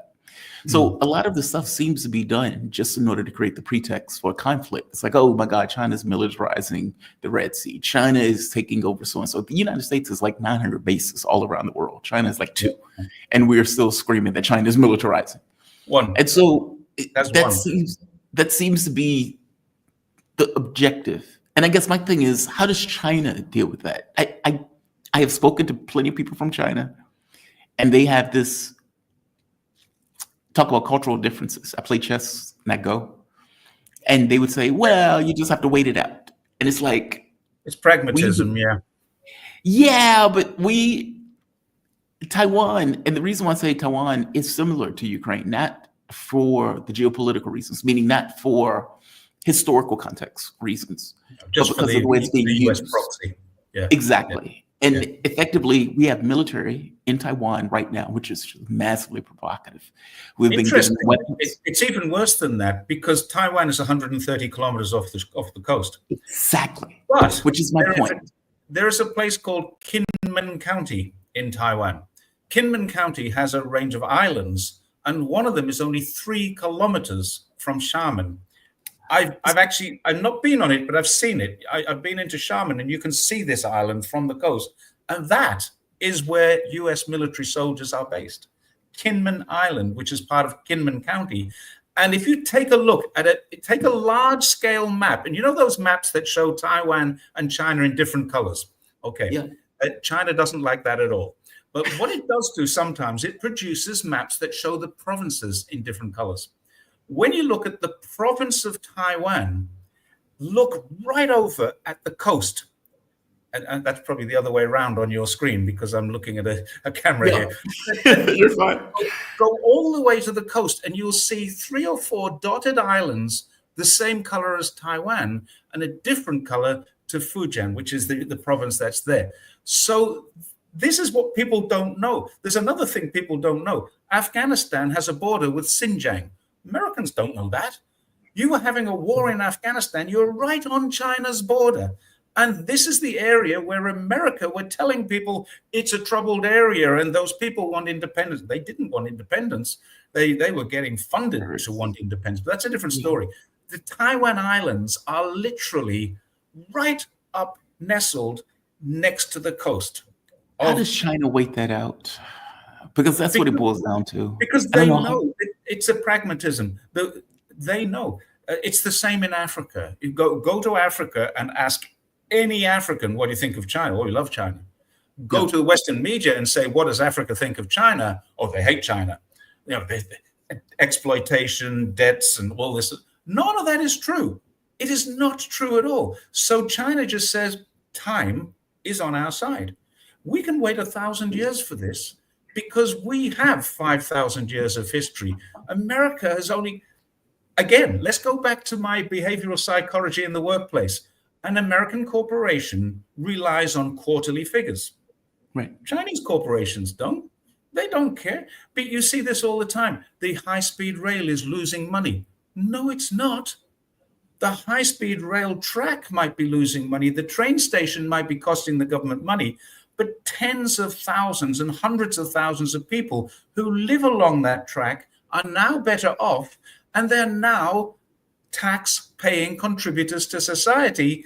And so society is paying for this thing that one economist in America says that's costing China a lot of money. They can't sustain that because they wouldn't sustain it. Same set of stimulus, different result. They would not be able to sustain a corporation that had a train line that was losing money, even if it was benefiting tens or hundreds or millions of people on that train line. And that is why China can wait, because China doesn't need to have its results this week, next week. And its return on investment is not how much are we going to make on this in the next 5 years? It's what's the benefit to the people in the next 50 years? How long will this train line be here before we upgrade it, change it, do whatever? What's the benefit to the people on the ends of it and in the middle of it? That's how China views things. So China knows that Africa is benefiting enormously from hospitals, from roads, from colleges, from government buildings. The CDC building in Africa, the African CDC, was built by China. The government offices of half a dozen different countries gifted by China to help that government to set itself up to mutually benefit both countries. Right. They didn't go in there. I mean, how did your ancestors get from Africa to America? China's never done that. There's no slavery in China. Now, there may be some bad apples in this, and there may be some bad employers. There may be some thieves in there. But overall, the massive amount of benefit that Africa gets from China and the 53 countries that recognize China out of the 54, which all came to China last year, they are doing business with Africa and China in their own currencies. SWIFT isn't part of this. CIPS, which is a SWIFT alternative, they're doing it in their own currencies. They're doing some of it in dollars. They are doing business in China. So China's saying, we don't need to tell the world. I'll do it for them, for China, but the government doesn't need to tell the world because the world knows. You think about America, 330 million people. Add the UK, add Australia. Canada has just come out and said, we need to divest our interests in America and deal more with China. This was a headline yesterday. So they now know America is unstable right now. America is inefficient right now. We know that. America is corrupt right now. America is involved in almost every military dispute that's going on, every conflict that's going on in the world. America is involved. China is going into loads and loads of places, building roads, building schools, building colleges, building hospitals, building government offices, building ports, and saying, can we buy your iron ore from you at market prices? The French are going in there and saying, we want your iron ore or your uranium, and this is all we're prepared to pay for it. Yeah. That's the very difference between our two countries. China doesn't need to do anything in a hurry. It will wait its time. 4% of the world live in America. They're grossly misinformed. About 15% of the rest of the world are the English-speaking white Anglo-Saxon, the New Zealand's, Australia's, Canada's, Europe, effectively, and the UK. These are the white Anglo-Saxon countries. They are about 15% of the world. So about 18 to 19% of the world are misinformed, and the rest of the world are doing great business. Even the European Union is doing great business. Fascinating breakdown. I was in Kenya. This was so many years ago with my ex-wife. I have a tendency to talk to random people when I was at a casino. Don't we all? Yeah, right. And, you see it when you're in Africa. Like, you could see it in the newspaper. You could see it in the casino. They had, like, Chinese casinos specifically. Yeah, that's because the Chinese love to gamble and they can't do it here. Oh, they can't do it in China. Well, they do it in Kenya. They do it in Kenya. They can go to Macau, but gambling is illegal in China. Mainland China. Interesting. Yeah. They had plenty of casinos in Kenya. But you could see it. Like, you could see the building, the architecture, the businesses that were being created, the investment that was taking place just in Kenya alone. And you can extrapolate that to the rest of Africa. You can, yeah, pretty much with one exception, and that's the tiny country of Eswatini, which used to be called Swaziland, and that's the only country in Africa. There's 54 countries. One of them recognizes Taipei as the capital of China. And as a result of that, Eswatini gets... Here's another thing. I bet you didn't hear about this. Every single country in Africa, except Eswatini, has a free trade agreement with China now. Right. Everyone. They pay no tariffs, no taxes, nothing. Everything that they export into China, tax-free. This is soft power. That's what this is, right? Well, how is Trump going to compete with that when he has 4 or 5? I think he had Gabon, Guinea-Bissau, Liberia. He had 5, I think, African leaders, and he was doing this. Wind it up. I'm not interested in hearing what you've got to say. Just give me your name. Oh, you speak Liberia. You speak excellent English. Right. Liberia was a... I'm not going to say the word. No, please explain it. No, explain it. Explain it. You give a really good explanation of this. Okay, please. Back in the 1860s, before you had a civil war in America, there were some liberals who decided that freed slaves could be repatriated back to Africa, and they created a colony. Now, think of the word Liberia, and if I was an English teacher for a while, liberty, Liberia, they're connected. So this was a free state on the west coast of Africa. Sierra Leone is another place. These places were created so that American slaves could be repatriated to Africa, and they had their own colony. It was a colony. And then they gained independence, but they, for a while, were a British colony too. But they gained independence. So they came from America to create this country, which wasn't a country then, but is now. And since the 1860s, the only language of that country is English. And then Trump says, oh, your English is really good. Where did you learn it? And the guy, what? What an insult. That is why Africans are not going to say, we love Trump. No African in their right mind is going to say we love Trump and we want America to help us. It's not going to happen. And you've got all of these African leaders now coming to China every year. It's every second year it's hosted in China, and every second year it's hosted in Africa. They have an annual conference of the African leaders, and they just come here, sign deals, talk about how they can cooperate. Why is Kenya paying Nigeria in US dollars for trade coming across the border? That kind of thing. And so now they're saying, well, we can do it in our own currencies, and we do it through CIPS instead of SWIFT. And this is why America is so angry with China right now. China is enabling exploited countries, the global South, to become their own. China has done nothing except ask for, in its entire history, all it's ever asked for is equality in the United Nations. Why should a country, just because it has 4% of the population and 20% of the global wealth, why should that country have more power than a country that has 20% of the population and 4% of the global wealth, which is where China was 50 years ago? That's what China is trying to say. It shouldn't be reversed just because of this. We should all be equal. Every single country should have one vote. And you shouldn't be able to exploit and influence, negatively influence. Influence is okay. There's nothing wrong with foreign influence. Everybody does it. But when you're negatively influencing, you shouldn't be able to coerce countries into making decisions that they don't want to make and aren't in their best interest. And that's what America has been doing for 70 years. So that's why China is so vocal. China put a white paper out about it. They don't want to restructure the United Nations. They never have wanted to. What they do want is the United Nations Charter and its rules to apply to everybody equally, which currently they don't. No, they don't.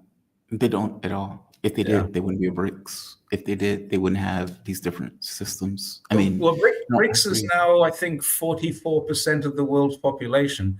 And there's another misinformation thing there. BRICS has got India and China in it, and Western media keep perpetuating this myth that India and China are kind of in some kind of conflict. They're not. They have disagreements. Their border disagreements stem back to the McMahon line of 110 years ago, when a British guy called McMahon drew a line across what was part of China, Tibet, and then said, this is in India, and this China can keep the rest. And this was why China never invaded Tibet, because the Dalai Lama, who was the ruler of Tibet, invited China in to help repel these people who shouldn't be in his territory. It's all part of China. He was serving, at the time, he was serving on the National People's Congress of China. Another thing people don't know about, the Dalai Lama, for more than 10 years, he was the vice chair of the Standing Committee of the National People's Congress of China. He would go to Beijing every year. You didn't know. A lot of people don't know this.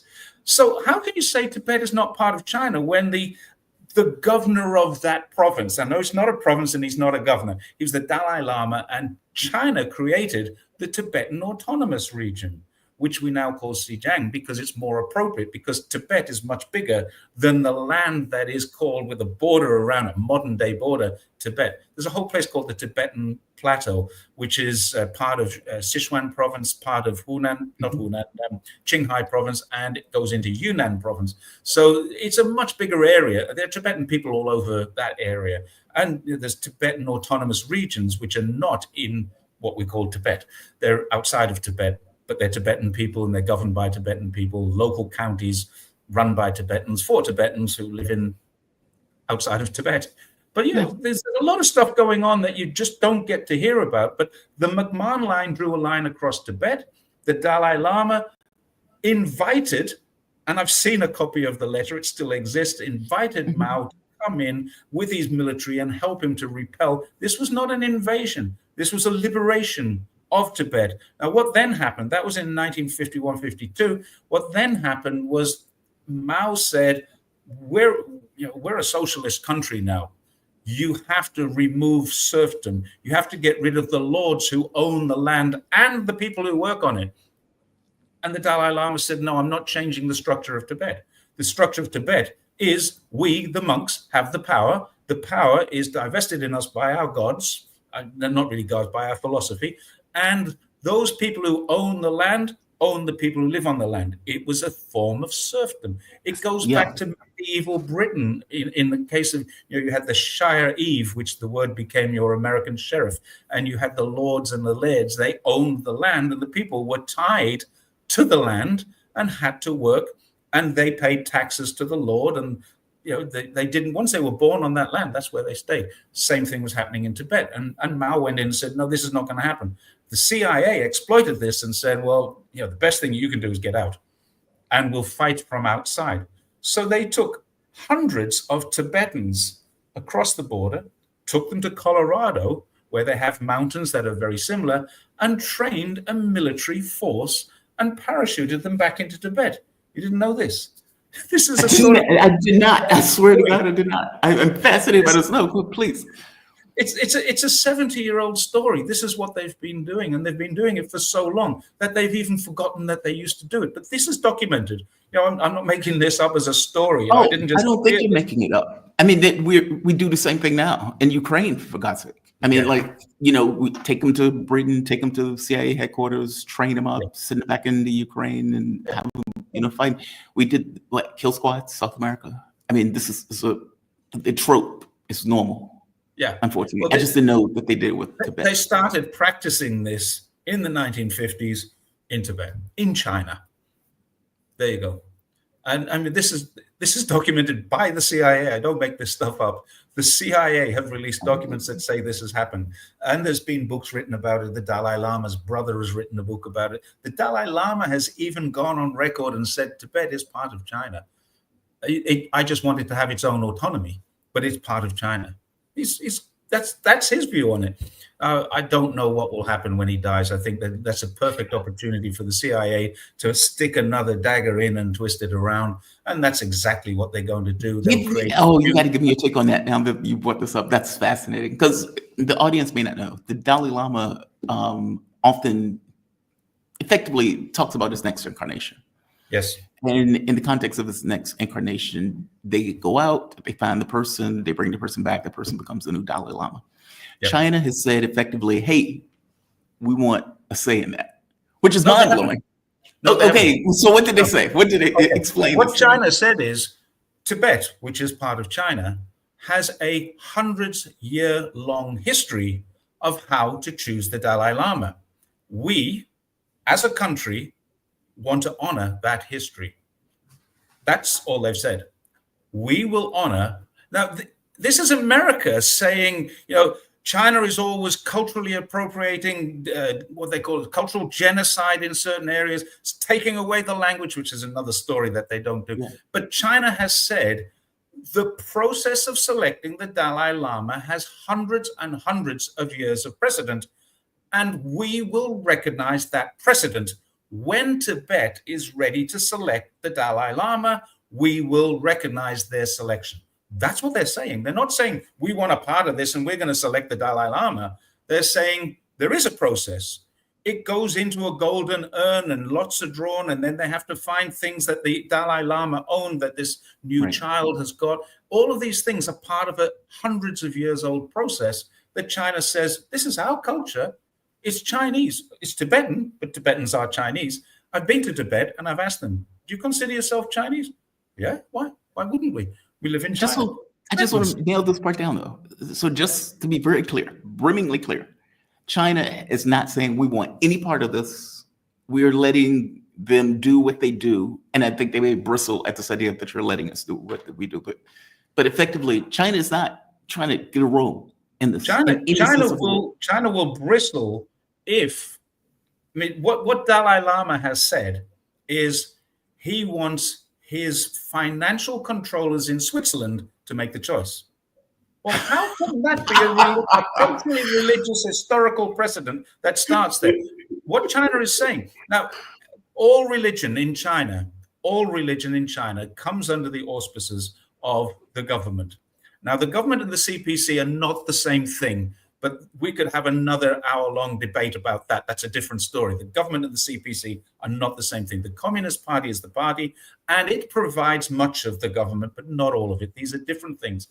So the government is run by two different things, the CPPCC and the NPC.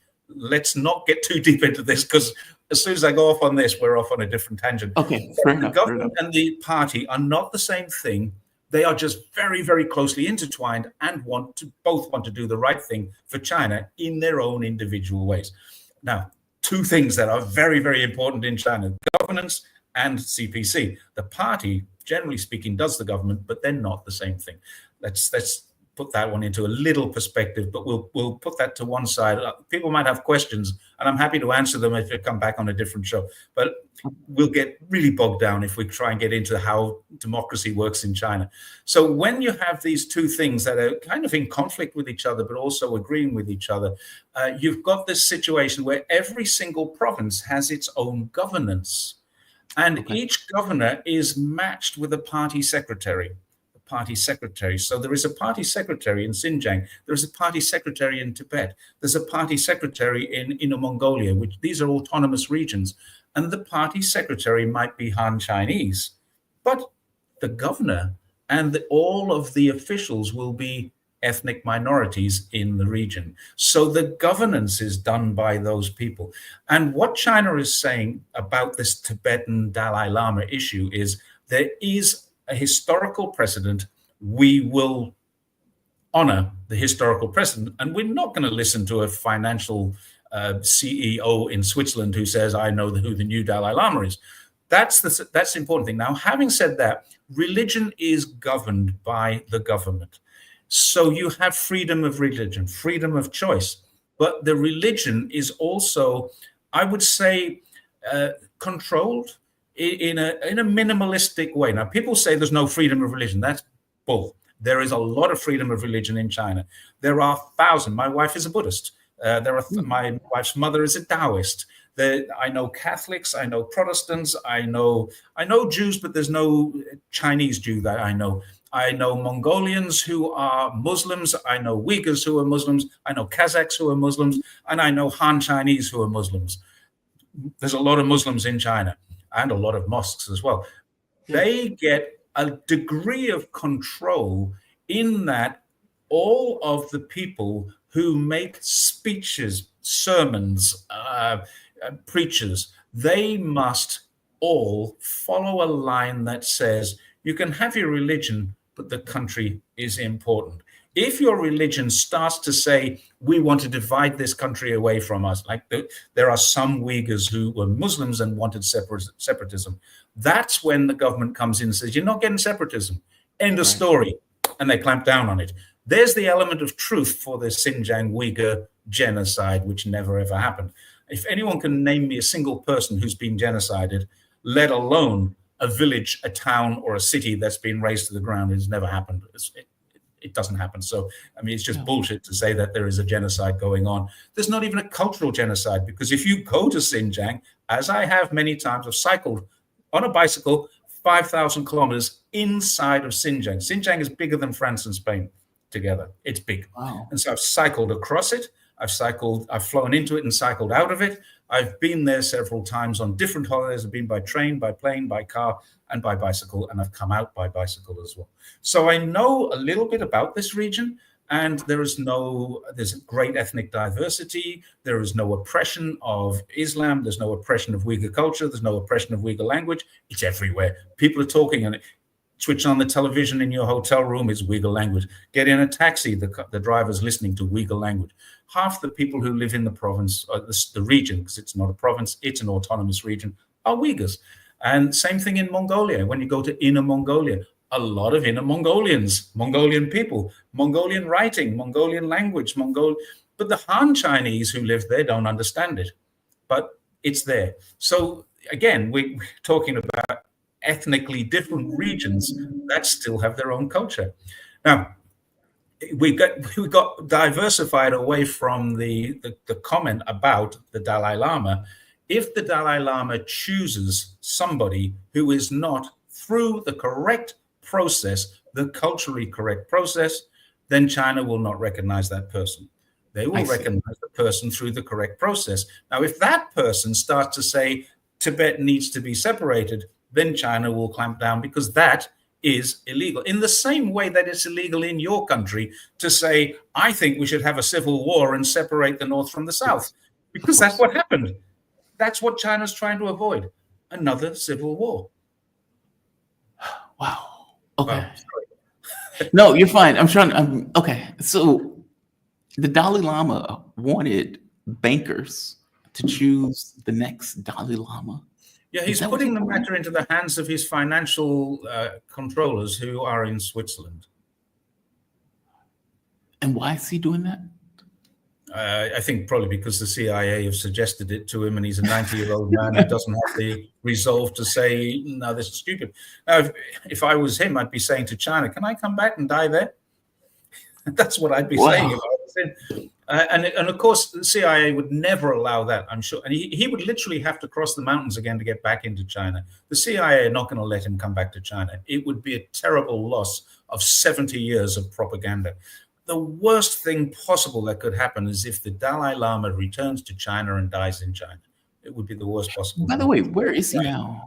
He's in Dar es Salaam, I think it's called. Not Dar es Salaam, that's in Africa. He's in northern India. They have a Tibetan.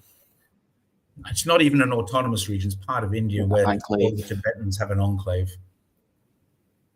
Wow. He crossed the mountains in 1959, I think. I was 1 year old, so I wasn't keeping up with the news that day. But he crossed the mountains in 1959 and never returned to China. And he crossed with the military. I mean, it's an interesting thing. He's one of the few people who is an exile from China who actually left China as an exile. He didn't get a passport and walk out of the country. That's another thing you need to ask about the Uyghurs and all of those people, the Hong Kongers and the people who say, China has oppressed me. Well, how did you get out of China? Oh, I flew out of Chengdu, or I flew out of Guangzhou, or I crossed the border into Hong Kong. Yeah, but did you have a passport? Who gave you the passport? The country that you're saying is persecuting you. They gave you a passport. Wow. I rest my case on that one. And that's another thing. Not one of the KMT that went to Taiwan needed to produce a passport to get in. None of them have refugee status. They were Chinese people fleeing the mainland of China to an island of China, and they took over the island as the Republic of China. That's why Taiwan is separated. That's the only reason. That and 137 miles or kilometers of ocean. What do you think of these people? Right now, the United States helped ISIS effectively knock over the Syrian government. And some of the people who helped do that were Uyghurs. They were literal Uyghurs, like got beards, terrorists, etc. And they said very clearly, and now we're going back to China. Good luck. That's all I would say. You're not going to get near China. I mean, how are they going to get into China? But that gives the clear impression of why China had an issue with some of these terrorist groups that the U.S. was acting like, I don't know how many times I could say this, but not a lot of people know this. This is a great line from a guy called Michael Caine, an actor in the UK, would say, not a lot of people know this. And then go on to tell you something. Not a lot of people know this, but that group are still recognized terrorists by the United Nations, by Australia, by the United Kingdom. Mike Pompeo struck them off the designated State Department list in his last day or 2 days as the Secretary of State back in the first Trump era. He struck them off because he said there's no evidence that they're still terrorists. And now, of course, there is clear evidence that they are still terrorists. So a lot of them came through Turkey on false passports. Turkey gave them passports, got them out. I don't understand Turkey at all. 1 minute, I think Turkey's on our side. The next minute, Turkey's our enemy. I mean, I'm not talking about mine or China's or America's. It's everybody. Turkey is like, it goes like that. One day is one side and the next day is the next. I know that Turkey needs to support Russia one day, but it needs to support Syria another day. I don't know what's going on with Turkey. I mean, I don't follow that closely, but it just seems to me they change their socks and their pants more often, as often as they change their minds. So they left China with Turkish passports, which were then taken away from them, and they were sent down to the Syrian border as fighters. And that's what they are now. They are terrorist fighters. They're recognized as terrorists by a lot of people. Now, here's a very interesting thing. Back a few years ago in the UK, when the Hamas thing happened on October the 7th, one of the British politicians, Priti Patel, said, it is against the law to wave, she's Indian background, Priti is Priti. It's against the law to wave a Palestinian flag in London because you'll be putting terror into the hearts of the Jewish people, the Jewish community. Now, okay, that's fair. No, it's not fair, because Palestine and the Palestinian flag are recognized by the United Nations. Yes. But in the same period of time, she was hosting Uyghurs who were waving the ETIM, the East Turkestan Islamic Movement, or ETIP flag. The ETIM, ETIP, they're basically the same. I mean, there's some difference in their membership and their structure, but they're basically the same people. They're terrorists. They're recognized terrorists. But because they're terrorists against China, they're our freedom fighters. So it was okay to wave around an ETIM flag when there is probably 1 million Chinese people living in London. But it's not okay to, and that's a terrorist flag, recognized terrorist flag by the United Nations and the United Kingdom, but it's not okay to wave the nation's flag of Palestine, which is recognized by the United Nations as being this. And then I know they're not a full nation with nationhood, but they are a territory that's recognized by the United Nations and they have their own flag. Wave that flag, you commit an offense. Wave ETIM's flag and they're terrorists and you don't. Wow. I mean, I was dumbfounded when that announcement was made. How can this? Lawyers everywhere must be looking at this and go, wow, we're going to get some court cases here. This is money, money, money for us. See, it doesn't matter. Like rules-based order. Rules, like they make it up as they go along. Yeah. They make it up as they go along. I wants to define the difference between rules-based order and the law-based order. I said, well, law-based order follows laws that are written. Rules-based order is just made up and it's not written anywhere. It's whatever we want it to be. We're powerful and this is our order. Yes. It's that when we're looking at China, Taiwan, Russia, Ukraine, it's that. We make it up as we go along. Syria. Jerry, man, I have learned so much from you. This is fantastic. And you do this again. I would love for you to come back on the show. We have a huge crowd at this point. I think we're at 12:43. The numbers have only ticked up the entire time you've been talking. So clearly the public is interested. Thank you for this, man. And just so the audience will know, Jerry Gray, he is from the UK, lived in Australia, is now living in China. British-born Australian citizen, 20 years living in China, resident of China, and I can be found on a place called Jerry's Take on China on YouTube. Yes, I wrote that down. I had the opportunity to go through your stuff. Very informative. A really good show and really good show. I try and support my statements with genuine facts. It's very hard to prove me wrong. If you can prove me wrong, I'm happy to make an apology. But I get called a lot of names because I'm this CCP supporter. This is not a great thing. However, people, when they come to China and look at what the CPC, not the CCP, but the CPC has done, then you go, wow, I see why this guy supports this. Yeah. And ask China, don't ask me. Come to China and ask Chinese people what they think. See what they think. They're the people who count, not me. I have an opinion. I mean, that's the wild part, right? Like in the US, they say, well, Chinese people are robots. And it's like, why do you think that? Because 90% or whatever backs the government. Support. And it's like, okay, is it because the government is competent in a way that in the US it's not? Like you don't get that level of support for the government. In fact, you get this kind of, I don't want to call it nihilism, but this kind of remoteness from the government. Yeah. I've got a couple of statements. I know we're going to get away, but I'm going to finish off with a couple of statements for you. One of them is this: China does not build its great infrastructure in order to gain popularity. It gains and keeps popularity because that's what it does. That's one thing. The Chinese government does not profit from our misbehavior. It manages our behavior. This is why people think China's authoritarian. China manages our behavior. There's lots of cameras everywhere. There are lots of police, but I don't know anyone who's been arrested. I don't know anyone who's been to prison. China has 1/4 of the number of prisoners that America has with 4 times the population, or maybe half the number of prisoners with 4 times the population. Let's get that accurate. So in the West, they make laws and they profit from your misbehavior. In China, they make laws and they manage your behavior without profiting from it. And there's a really big difference between how you look at why China is authoritarian. It's not. It's basically a disciplined hierarchical structure that exists and has done for several thousand years.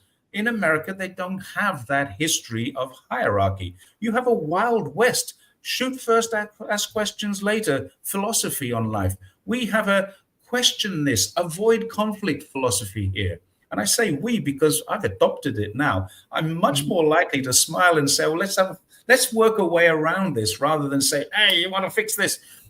It's the way we operate things differently because we look at it from a Confucian, from a Sun Tzu, from all of the different Mencius, all these different philosophers who have gone through life. And Buddhism, Buddhism is a very philosophical way of peacefully dealing with things. When we look at the world through that kind of lens, we're not looking through it through a confrontational lens. So when you think China might do this, you're thinking that because that's what your government would do. It's not what China's government would do. And if you really want to believe that, you made the comment just before, 90% of people in China support the government. More than 90, it's actually 95.5. But I was going with a low ball just so I can make sure it was accurate. Okay, but what sort of country and what sort of governance has 90+% support for that governance? That is what democracy does. It brings you results that make your life better. It's the world's largest middle class. It's the world's smallest, becoming the world's smallest wealth inequality. Now, there are some countries that have a much lower Gini coefficient, but that's because everybody's wealthy, like Saudi Arabia, all their public, anyone who's a Saudi Arabian citizen is rich. Everyone in Luxembourg who's a citizen is rich. They don't have a wealth disparity. They have super rich and very rich and moderately rich. In China, you have very rich people and you still have very poor people, but that gap is closing all the time. The middle class of China is it's bigger than the European Union and America combined. That's the middle class in China. What kind of government does that? A good government. End of story. Yeah, that's the catch. It's not, we look at it wrong. We look at it very wrong. If you have a competent government and you have raised 800 million people out of poverty, you may actually like the government that raised 800 million people out of poverty. That's not shocking. I think you would. And I'll tell you, I've been through the most impoverished areas you can imagine. 20 years ago in China, my wife and I got involved in charity. We can talk about this in another event because I know that it's getting late now. But yeah, 20 years ago, I went through some really impoverished regions. And I've been through the same regions since. I now cycle. I've got about 40,000 kilometers under my belt cycling across China. And in doing that, you travel through regional areas, you travel through rural areas, you witness the country, you smell the country, you taste the country, you talk to the country. And you don't get that on a desk in Washington using your Google searches and your Google Maps to have a look and see what's going on. It's in there and it's in here. I talk to people in China. How are you feeling? Oh, yeah, I'm great. The wife's in this city working. I've got freedom here. And these conversations happen every day. Every day people will say to me, what do you think of China? It's just great. Yeah, it is, isn't it? Is it better than your country? Yeah, it is. Wow. These are the conversations that you have on a street corner in a village in the middle of Jiangsu province. Doesn't matter where you are, everywhere, same thing. Jerry, I'm going to have to visit. Give me a call. Been a very good arbiter of this and a fantastic explanation. Honestly, man, we have benefited from your expertise in this. Thank you. Thanks, Jamal. Thank you very much indeed for having me on the show. And again, thanks to Kevin for making this happen. Absolutely. And you have a good night. Okay. Be safe. I will do. Thank you. That was a fantastic breakdown. I have to be honest with you. I mean, it's one thing for me to cover the geopolitical stuff about this person getting killed, that person, this country about to go to war, that country. It's a different thing to get a history lesson or a reality lesson about this is what things are actually like. It's not what they tell you. It's what I am here and I'm seeing with my own eyes. Those are very different things. And, they used to say all the time, Chinese people are robots. That's why they back their government. It's an authoritarian government, so everybody just backs it. And it always reeked to me like the Assad stuff. It's like, because the arguments are just so childish, right? They would say, well, Assad gassed his own people because, and it's like, well, wait a minute. He's taken back 90% of his territory. Why would he do that? You know that the U.S. is looking for a justification to get involved. And if they've taken back 90% of their territory without gassing, why would they need to do it? And they would say, because he's a bad guy. And it's like, what? He's a bad guy. That's why he'll do it. Meaning, he doesn't have a reason to do it. He's just doing it just to do it. And it's like, okay, that sounds like cartoon villain stuff. But that's what they would argue. That's what they would say. And I feel like the Chinese argument used to smack the same way. It's like, yeah, 90% or more back their government. It's like, because it's authoritarian. And because it's authoritarian, that's why they back their government. It's like, wait a minute. So you're saying they're robots? Yes, we're saying they're robots. So it has nothing to do with just good governance. Meaning from our point of view in America, it is so unheard of to get a 90% approval rating. I mean, Lula had what, 80%, give or take? But it is so off the table of getting a rating that way. And to have the public look at the government and saying, hey, the government is competent, they're doing a great job, that we can't even process in our minds what it would take to get that.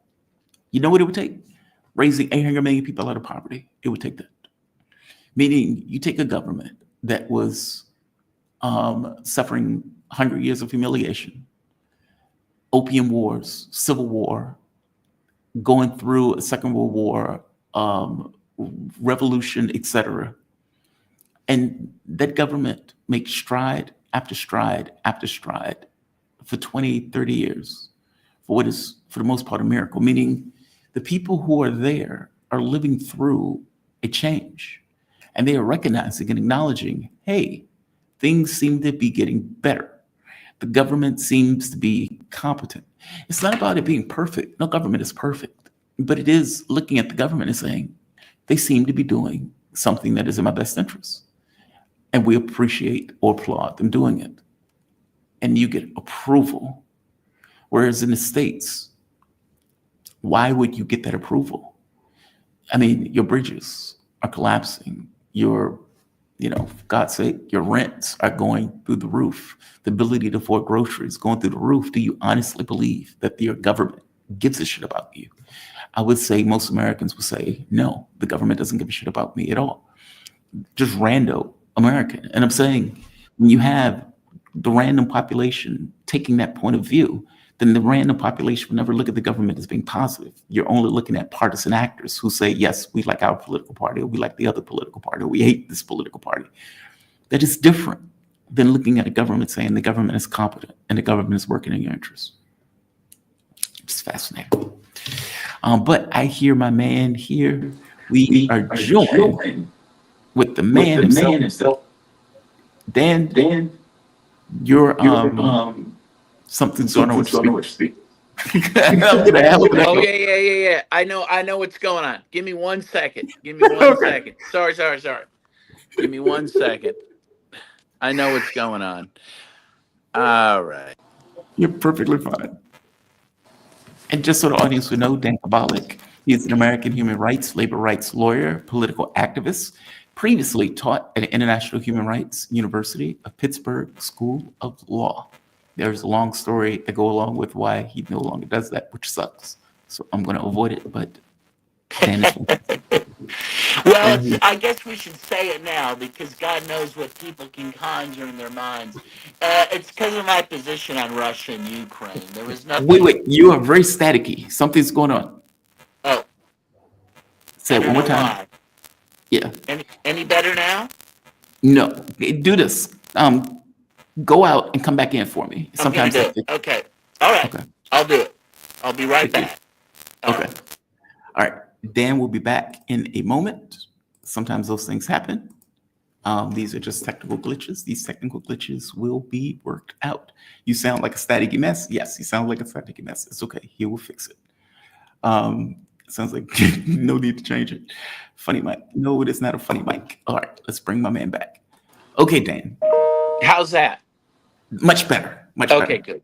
It's amazing how that works. I was just saying that now that we given what people might think, I'll just say that I lost my position at the university because of my position on Russia, Ukraine. Just wanted that to. Is amazing to me.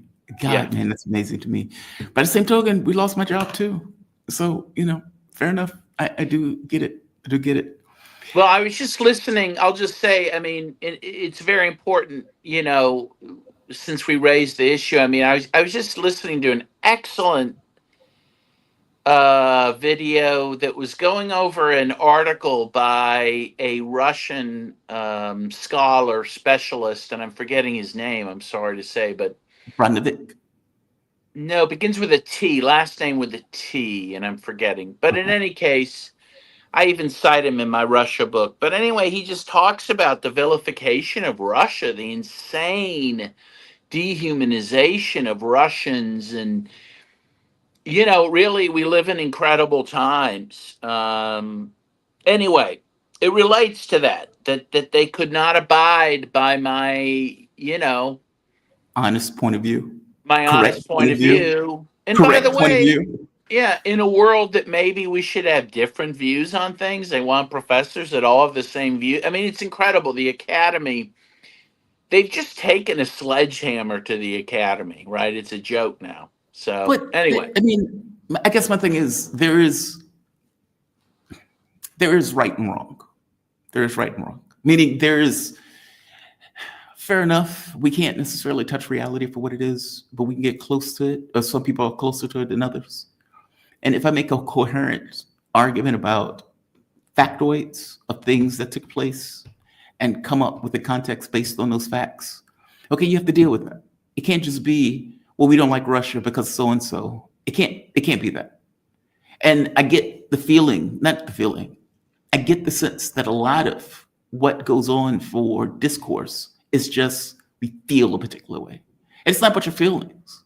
Like the reality of it is, look, I grew up in this country. I was born and raised here. And in being born and raised here, my value set is based around America, for better or for worse. And if I'm looking at the situation, I say, all right, But you guys expanded NATO to their border. I'm not wrong in that. That's true. If I say you guys blew off the Minsk agreements, you guys overthrew the government of Ukraine. You can call it a revolution of dignity, call it whatever you want. You overthrew the government of Ukraine. Like all of these things are real, legit, honest things that they just kind of yada yada and go with this Cold War nonsense. And I'm saying there is something that is closer to the truth than something else. And they are effectively lying. Your position on this is more accurate than theirs, which is why I take such issue with you losing your job for it. And I take issue with me losing my job for it because I was right all the way through. But being right doesn't matter. It's not about, as I tell my mom, it's not about being right. That doesn't really matter. It's about power and the power distribution, and whether or not you can, push one way or the other. That's why I say there's no such thing as international law. And also, Dostoevsky once wrote, it's easier to forgive someone for being wrong than for being right. Yes. That's the unforgivable. Oh, yes. I love that. Oh, I love that. Oh, that is so true. That is so true. I can forgive you for being wrong, but if you're right, that's a different animal. That's a different animal.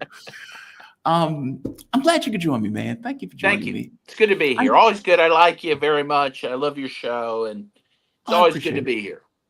I appreciate it. I have been watching something take place in the Middle East that is fascinating to me. So right here, do I have a clip? Yes.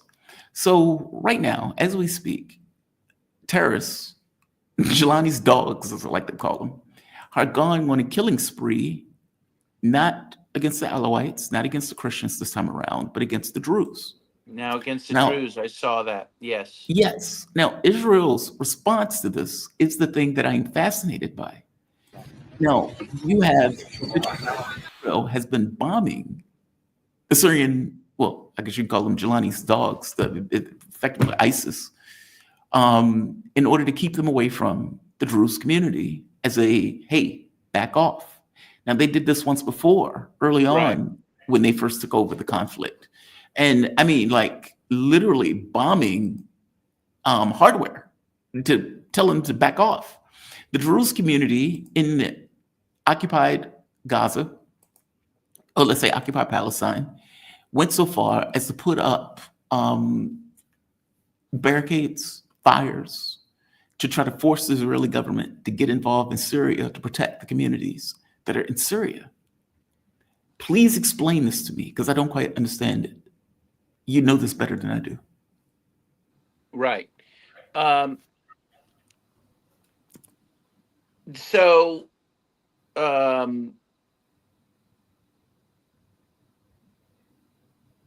do I explain it? First of all, well, let's explain what's happening in Syria. So the government in Syria is essentially a successor to the al-Nusra Front of Al-Qaeda. Okay, they're rebranded HTS, but that's what they are. They're Al-Qaeda. And in 2012, the U.S. Defense Intelligence Agency, DIA, put out this document. It was classified, but then it was declassified, saying that the Western states were supporting Al-Qaeda in Syria, and that the goal of Al-Qaeda was to set up a religious caliphate. Right. Well, Al-Qaeda is now taken power, and what are they doing? They're setting up a religious caliphate. And what does that mean? Essentially, they're setting up a theocratic state that is completely intolerant of other religions. So Christians, Alawites, Shia Muslims, moderate Sunni Muslims, and Druze. Okay, so the new government has been persecuting, killing these various minorities, and the Druze are the most recent to really be suffering from this. The Druze are an interesting group. It's hard to even characterize what they are. They are essentially a Muslim group, but they split away from kind of the mainstream Islam in the 11th century. and some of them speak Hebrew, so there are connections to. Israel. It's an Abrahamic faith, okay, which Islam is too, by the way, and Christianity and Judaism, but they share some things in common with Judaism, and so they have a bit of a connection with Israel, and that's why they believe that Israel, might protect them. I think Israel's done something, very little things to maybe protect them, but not very much. And I don't think they're going to do very much, by the way. But that's the connection there, and why the Druze are calling on Israel to help. I mean, and Israel now has a huge presence in Syria. They've taken over huge swaths of Syria. They now control 40% of Syria's water supplies. It's a big reason they want Syria. Israel's always had a problem with the water, right? And anyway, that's a quick explanation. Do you think they're going to let al-Jilani maintain control of Syria? Because I have to be honest, my thought was that they were allowing a terrorist to take over Syria so they can get rid of the terrorists, if that makes sense. Well, they wanted to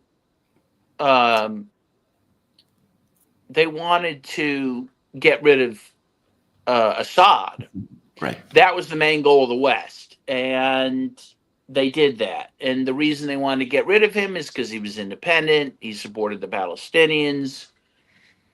Now they got rid of him. But yeah, I think now the monster they created to get rid of him, they may not fully embrace. Though at the moment, Jilani is being recognized by most of the world, including the West. The U.S. is recognizing him.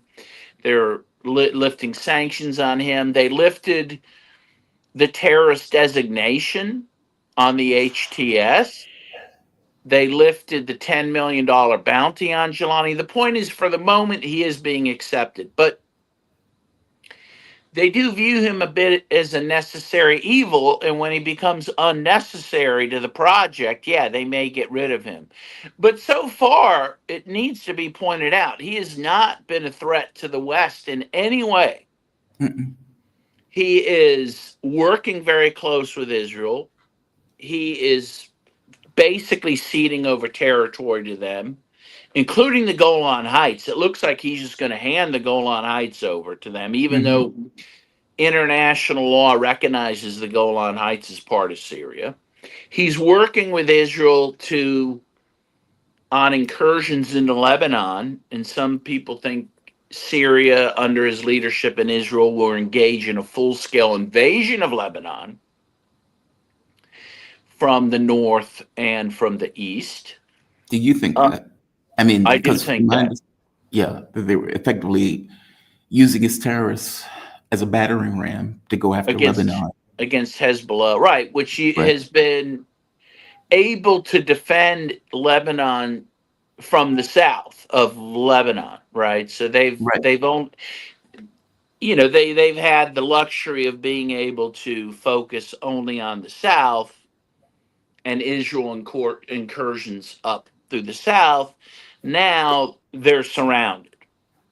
I mean, aside from the Mediterranean, which is on the west of Lebanon, but from the north and the east is Syria, and now they're going to have to defend that territory.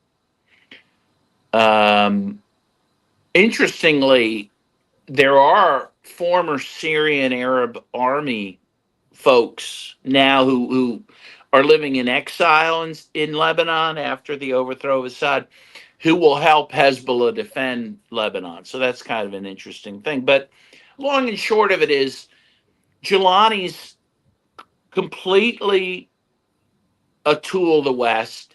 In fact, in Damascus, there are billboards going up with pictures of Trump and Jilani saying Really?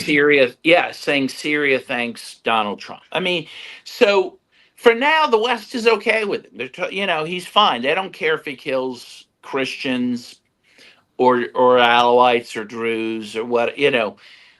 He's doing their bidding for the moment. again, at the moment that changes, they'll get rid of them, just like they got rid of Diem in South Vietnam.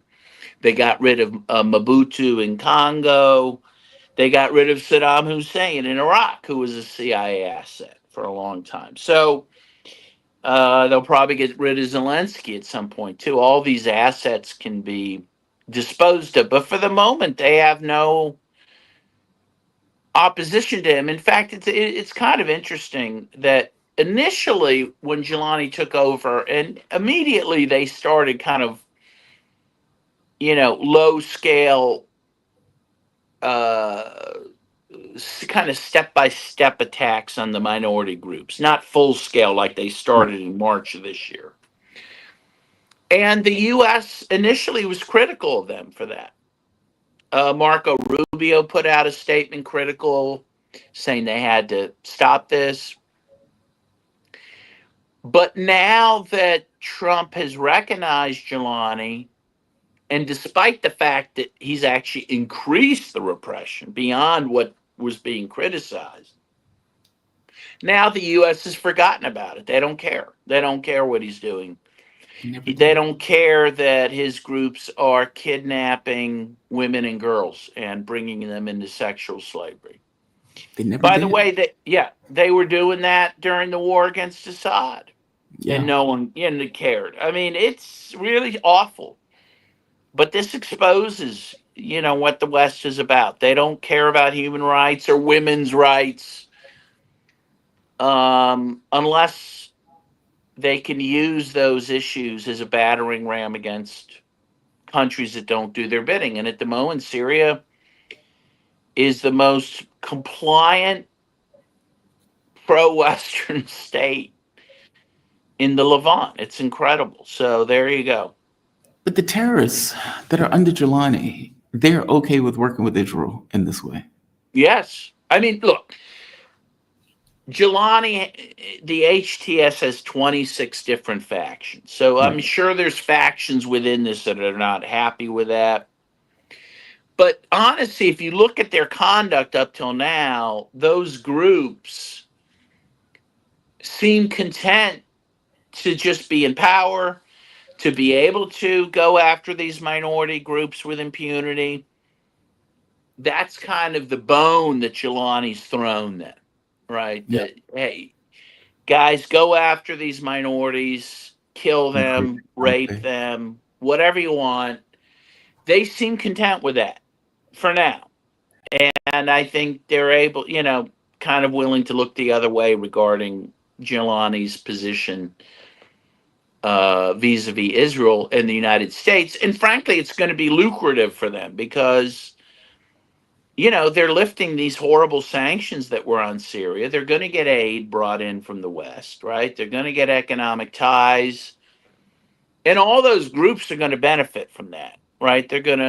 I'm sure they're going to skim off the top, embezzle a lot of those funds. So look, it works out for them for the most part. And they're going to be allowed to set up a religious caliphate in Syria. They're going to have an extremist government under Al Qaeda rule, and they're going to, it seems like, effectively eliminate most of their minorities. The Christians are going to leave, even though this is Syria was the place where Christianity was founded. The head of St. John the Baptist resides in Syria. But the Christians, by and large, are going to leave. The Alawites are going to leave, and that's what they want. And yeah. No, I'm sorry. Please finish. I'm sorry. I didn't mean to interrupt. No, so you're going to have this mono-religious, mono-ethnic state for the first time ever in Syria. I mean, it's a tragedy. It's a tragedy for humankind, for humanity, for Western civilization. I mean, everything the West claims to care about is being destroyed in that country. See, to me, it's just what they say. I don't think they believe this stuff. I agree with you. No, they claim they care about it, and they don't. I mean, again, that's what's being exposed, is they don't care about human rights. They don't care about women's rights. They don't care about religious freedoms. Those are just pretexts for their regime change operations. Speaking about something that is speaking about something that is a little bit more positive, and I want to get your take on this. So this Israeli woman. Okay, let me kill the soundtrack. I hate it when they put soundtrack to this stuff. This is Oh, I saw one of, that. Yeah. right, one of the many Israelis that were mocking Palestinians. You had some dancing around in dresses, some stealing stuff from people's houses. Some basically, this is what the Israelis have been doing, because it's not enough to murder people. It's not enough to shoot women and children. It's not enough to starve them and then shoot them when they're trying to get food. Mocking them is a part of it. She's dead. She's dead. She took an L. She was shot, killed, whatever happened to her. All right. By who? Do we know by who? I don't know. I mean, it's wild. I mean, and I guess my thing is, I've noticed an uptick in the number of Israelis that have been killed. I mean, I can go down the list of Israelis that have been getting killed jumping out of a tractor, killed in a tank, killed in this, killed in that, shot in an ambush, blown up with an RPG. And it seems like the numbers have spiked ever since the 12-day war with Iran. Yeah. Have you noticed this? Before we're even stepping into this part, have you noticed that this seems to be a new phenomenon? Or maybe a new phenomenon? Well, yeah, it does seem like the resistance within Gaza is strengthening. And yes, is really, in some cases, has the Israelis on the run, chasing after tanks, blowing them up. Yes, killing IDF soldiers. Yeah, no, it's happening. No, there is an increase. I don't know if there's a connection. I don't know. Well, I just think that I don't think there's necessarily a connection with the attack by Iran, but I just think that they've regrouped and are now on the attack. I think, they've taken their blows, but they've managed to come back from that, and now they're on the offensive. Also, they may have been taking a little wait and see attitude as to whether there's going to be a ceasefire. It's now clear there won't be. I mean, that's over. The idea, put that out of your head. There won't be a ceasefire. We have been gaslit about that now for going on almost 2 years. It's by the way, another group that have been killed. Yeah. Another group. And so this is serious. I mean, look, the Israeli defense forces are already very demoralized for a number of reasons, because they've lost a lot of soldiers to, being killed, to being wounded, but also because, many of them are coming back from battle traumatized by, again, one, the attacks on them, but also more so by what they've had to do to the Palestinians, right? I mean, human beings were not made to do these terrible things. And a lot are coming back, committing suicide, committing domestic violence, which happens in many wars, by the way. I mean, that's almost the rule of the day, Right. I mean, and so, and a lot of Israelis are refusing to serve. They don't want to go into this. So the more that the resistance has successes like this against the IDF, the more the morale of the IDF is going to erode. The other thing is they know they're totally unpopular in the world. I mean, I think, it's one thing if you are fighting for a righteous cause, right? Mm-hmm. I think how you view what is happening in theater is different than when you realize, oh, the world thinks we are horrible. We are not the world's most moral army, as Israel has claimed. We're the world's most immoral army in the minds of the world. Yeah. The IDF soldiers can't go on vacation abroad without being harassed, without being mocked, without even being threatened with arrest for war crimes, so now they're wondering, what are we even fighting for, right? Israel, the idea of Israel is dead. I mean, they're fighting for a lost cause. And an immoral cause. So again, I do think you're going to see more and more defections, more and more trouble getting people to fight. So yeah, I mean, in that way, the Israelis are losing in many ways. I mean, the only thing they're good at doing is murdering civilians. I mean, but anyone can do that. Yeah. So where is it? Right here. There's a clip. It's too long for me to play, but one of the spokesmen for the IDF, or for, let's say, the Israeli government, was on LBC radio, and he was making this argument like, look, I'm not making a legal argument. I'm just telling you what we're going to do. We're going to put these people in a pen, and we're going to get rid of these people.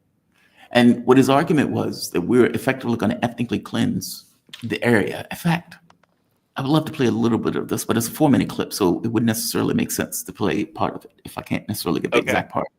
But he was basically making the argument like, look, legally, I'm not a lawyer. And he said, you can take it to court if you need to. I'm just telling you what we're doing. We are going to make a smaller and smaller pen for the people in Gaza. And eventually, once we get it small enough, we need to get it about 10% smaller than what it is now. And we are going to evict those people. Now, I guess my thing is, for one, what country has said they were going to take Gazans? I mean, maybe you can convince Jelani. Jelani will bend over for $1.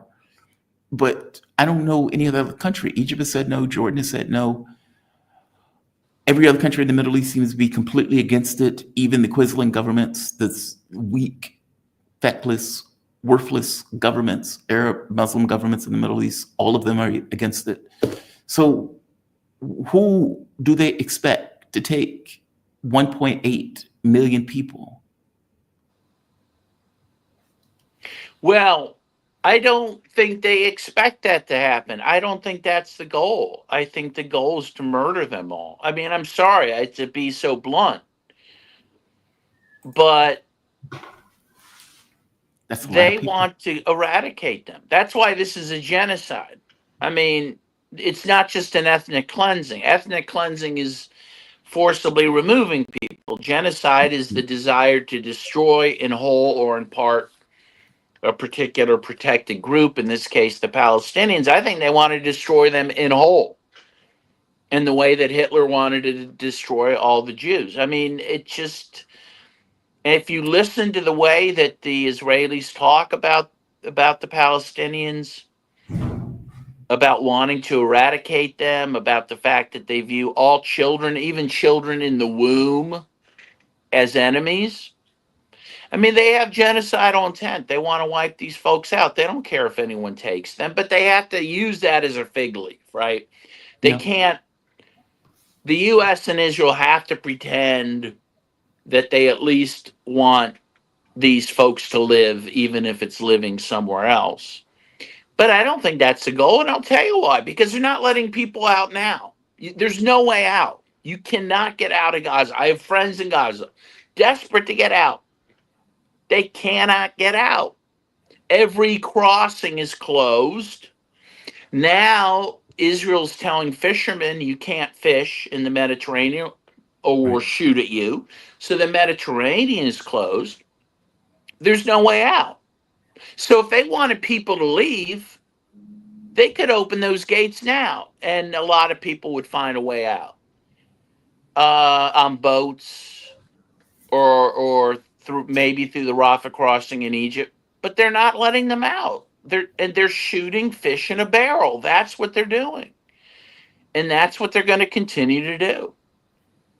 So they don't need anyone to take the Palestinians. Your point of view is that's not what it's about. That's just what they say. In reality, it's about just exterminating the population. That's what they're trying to do. They're exterminating them, not just in Gaza. They're starting to do that, accelerate that in the West Bank too. I mean, it does seem like from there, in Israel's mindset, we have a compliant president. We're going to go for it. This is our chance. And we're going to try to take the West Bank. We're going to try to take all of Gaza. We're going to try to take down Iran. Oh my God, Iran can fight back. So let's not go after that right away. Let's go back to attacking Gaza, Lebanon, and other people who can't effectively fight back. I mean, they've really tried to go for it all in one fell swoop. Syria was taken down. Hezbollah was taken down. Hamas. They want to take Iran out too. Yeah. I mean, yeah. Yeah. They just didn't have the capability of doing it. One last thing before I let you go. There is, I don't want to call it a rumor. Yeah, I don't want to call it a rumor. In fact, maybe I'll just play the clip. But this has been making the rounds. Let me see. Effectively making the argument that Russia dropped Syria, that they are effectively women. Blah, blah, blah, blah, blah. What do you think? How do you? Yeah, no, I know this. I know this argument. I was on a webinar yesterday. Some folks like Vanessa Beeley have been making that argument for. Have they? She's not the only one that's been making an argument. I'm going to play part of this clip. I think this argument is bunk, by the way. I just want to be very clear. I think this argument is bunk. But it has been making the rounds. You are a Syrian expert, so I do want to get your take. And who took advantage of that moment is Al-Shabaab. We're not in the regime change business. This president is not into nation building, and we had nothing to do with that in Syria. We had nothing to do with the Assad regime. Everybody should point to Putin, who is under pressure, and thank him for whisking Assad away at the moment. And who took advantage of that moment is Al-Shabaab. By the way, I do want to point out something. The notion, if you believe that the United States was not involved in trying to take down Assad, I have a bridge to sell you on Uranus. It is absurd. Even the New York Times, which is amazing because the United States never really acknowledges when this something that everybody knows when the United States is involved in regime change. We had been working going all the way back since the first Bush administration to get rid of Assad because we wanted to use that as a gateway to go after Iran. And we believed we needed to take down Syria first, meaning even before Assad got in office, with his dad being in office, we were working to try to get rid of the Syrian government. Obama spent billions of dollars in order to, timber sycamore, to try to get rid of Assad. And so even Trump is like, we're keeping the oil. Meaning all of these things were directly related to creating the situation where it is capable of getting rid of Assad, meaning after years of attrition. That guy's full of shit. I'm just pointing that out right off the bat. Well, of course, you're right. Operation Timber Sycamore, which, as you said, the New York Times did at least one article I know of, maybe some more. What was the most expensive CIA regime change operation ever? $1 billion a year for several years. Yep. So yeah, you're absolutely right. I'm going to let him play out. It just annoyed the hell out of me to hear the guy say this and be like, "Hey, we had nothing to do with this. We had nothing to do with this." They had everything to do with it. Now the question is, in the 11th hour, how did it come to be that Assad fell? And that is still, I think, unknown for sure. We have various reports, one from his own son, who gave some account of it, essentially saying that there was treachery within the ranks, high ranks of the military. Some of the military leadership was bought off, it appears, by Qatar, and this is corroborated by Chinese intelligence, that the sanctions were so intense on Syria, that by the end, the Syrian military personnel were getting like $40-50 a month. Okay, they could barely survive. So it was very easy then for Qatar, for example, to bribe people to order the military to stand down. So that there seems to be some evidence that that happened. At some point, I also heard from a diplomat that Turkey had told Russia and Iran, I think, at a meeting that before the Assad fell, that they had things, they had everything worked out. That again, they had traitors in the military, and he was going to fall. So I believe there's probably a lot of truth to that. And by the way, there was a famous meeting with Lavrov in a conversation with Erdogan, because I've heard this before, where Erdogan is a snake. I'm sorry, he is a snake, man. Yeah. And from my understanding, Erdogan didn't necessarily like the way that the Russians effectively, let's say, read him the riot act the first time around. And this was kind of the turn of the worm. And Lavrov comes out of that meeting pissed. You can see it on him. Usually Lavrov is this consummate diplomat. He is a diplomat's diplomat. When he came out of the meeting, he didn't look like a diplomat. He looked like a pissed off man. And it seems if that's when the communication took place, that's when it took place, effectively telling him this is all sewn up, this is what's going to happen, et cetera, et cetera, et cetera.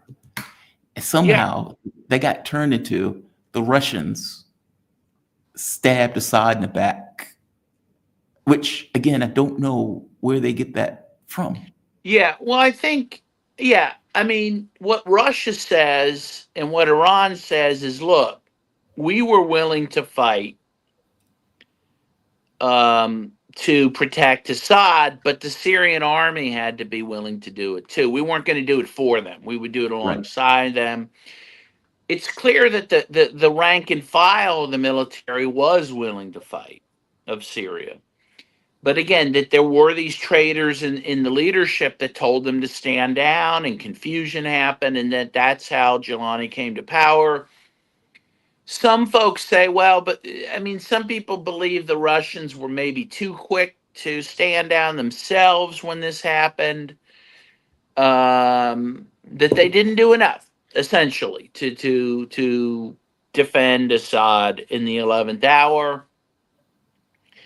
Again, the Russians say, well, but that's not our job. That was essentially the Syrian army's job first. And if they weren't willing to do it, again, we weren't going to do it for them, especially because they're bogged down in Ukraine. In any case, I don't think that Russia wanted Assad to fall. I don't think they betrayed him. In fact, at the last moment, they brought he and his family to Russia. I mean, but again, I think in terms of all the details of all that, I think it remains to be seen. I'd like to say in the fullness of time, we'll find out, but we're still waiting to find out who killed Kennedy. So, will we ever know? I don't know. But one last question before I let you go.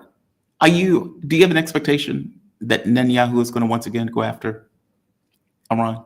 Oh, yeah, there's no question. There's no question. Time. This war is not over. And sadly, we are in the middle. And again, I wish I could tell you who this Russian expert is, because he was so good. I could figure it out. I'll send it to you, and you can mention it on air. But he was saying we are in the midst of World War III. It has begun.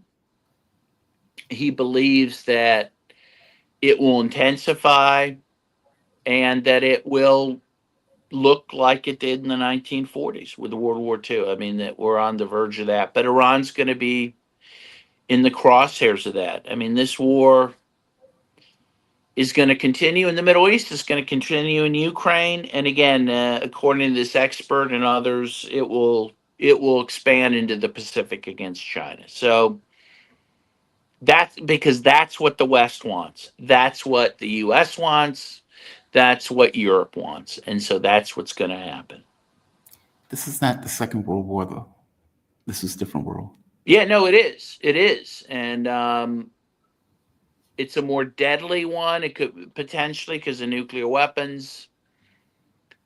And Um, the West doesn't have the distribution of force to win it in the way that they did. Meaning, for one, the West is not the good guys in this. There's that. Two, we are talking about China by itself with an industrial might that is never before seen on this planet. Like Right. the number of tanks and boats, and like if we look at what the United States was able to do in the Second World War, people marvel at that industrial capacity. Okay, we don't have that. We now. don't have it. China does in like 3 times over.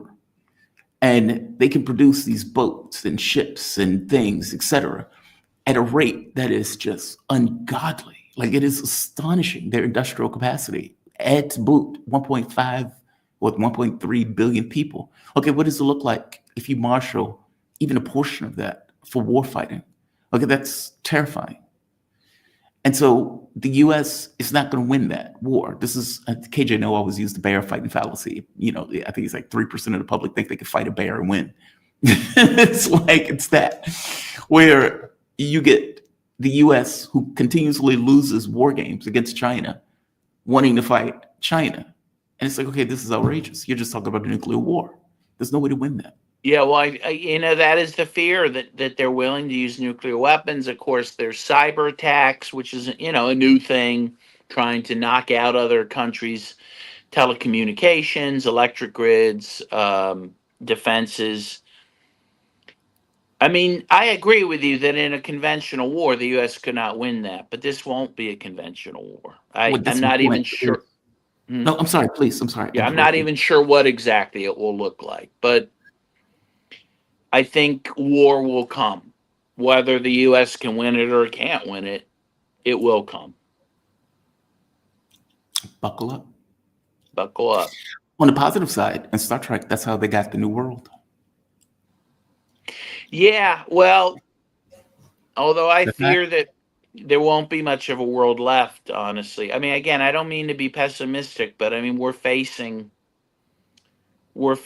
something very, very terrible, I think. I know, but I guess I agree with you. But I guess from my point of view, that door is always going to be walked through. There was no way around that door.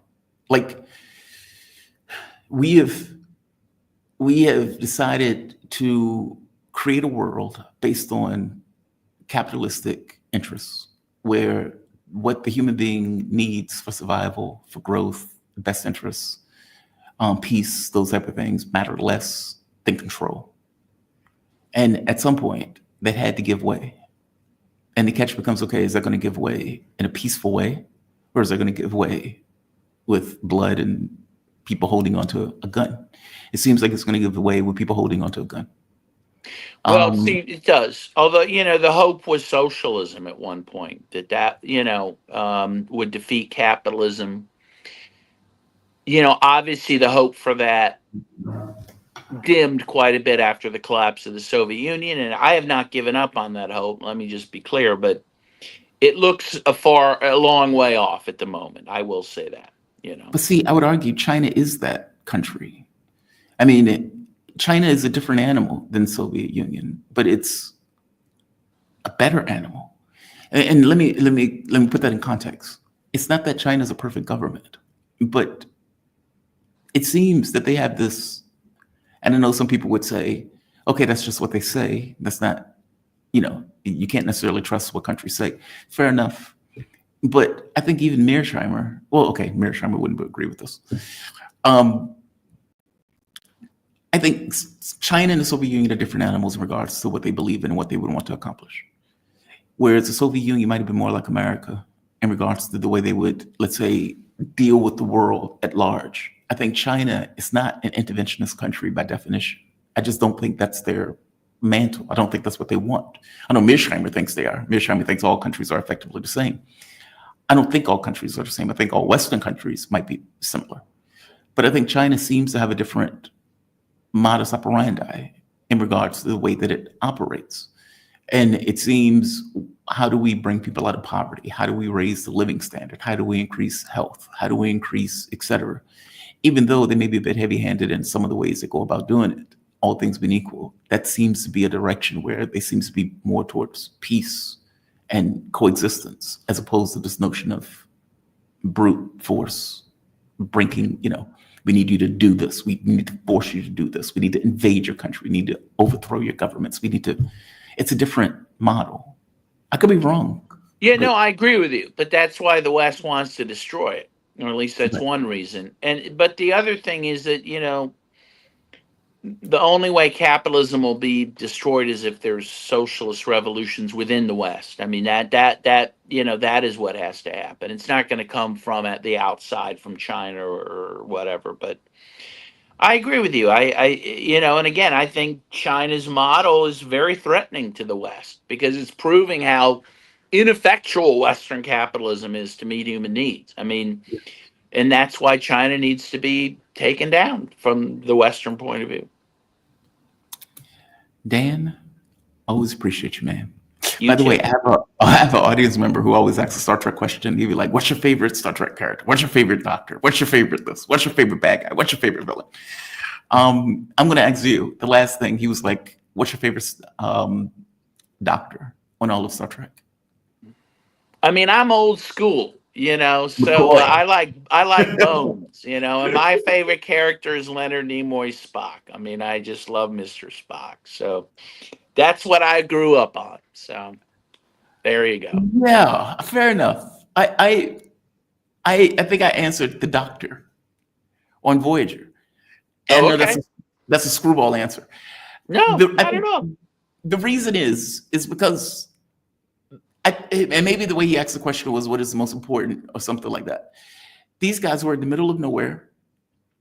They didn't have, the other doctor died. And the doctor had to effectively develop and grow. And it is a interesting philosophical question of whether you let the doctor develop, how far you let the doctor develop. Was Janeway wrong in letting the doctor develop? Because, I mean, after all, he was out there having sex. He was doing songs and concerts. Like, all this other stuff is like, okay, dude, what are you doing right now? Like, is that really what you allow your doctor to do? I don't know. Dan, thank you for this, man. I really do appreciate it. You be safe. Absolutely. Okay? I wish you the best. Oh, I wish Long you the best live and too. prosper. Dan Kovalik, he's an American human rights, labor rights lawyer, political activist. He previously taught at the International Human Rights at the University of Pittsburgh. Be safe and have a good day, okay? You too. Thank you. Take care. Bye. All right. We have come to the end. I thought I'd bring Dan Kovalik into the Star Trek thing. I know he's a Star Trek fan. So I thought I'd hit him with one of the questions that my audience tends to ask me. So shout out to Dan for joining me and shout out to him for humoring me on that. Let's go to chats. Let's see. Will both NATO and the EU fail and break apart? I hope so. If we don't want a world war, I hope so.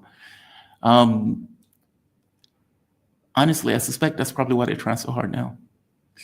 I mean, don't you lose legitimacy if you lose a war?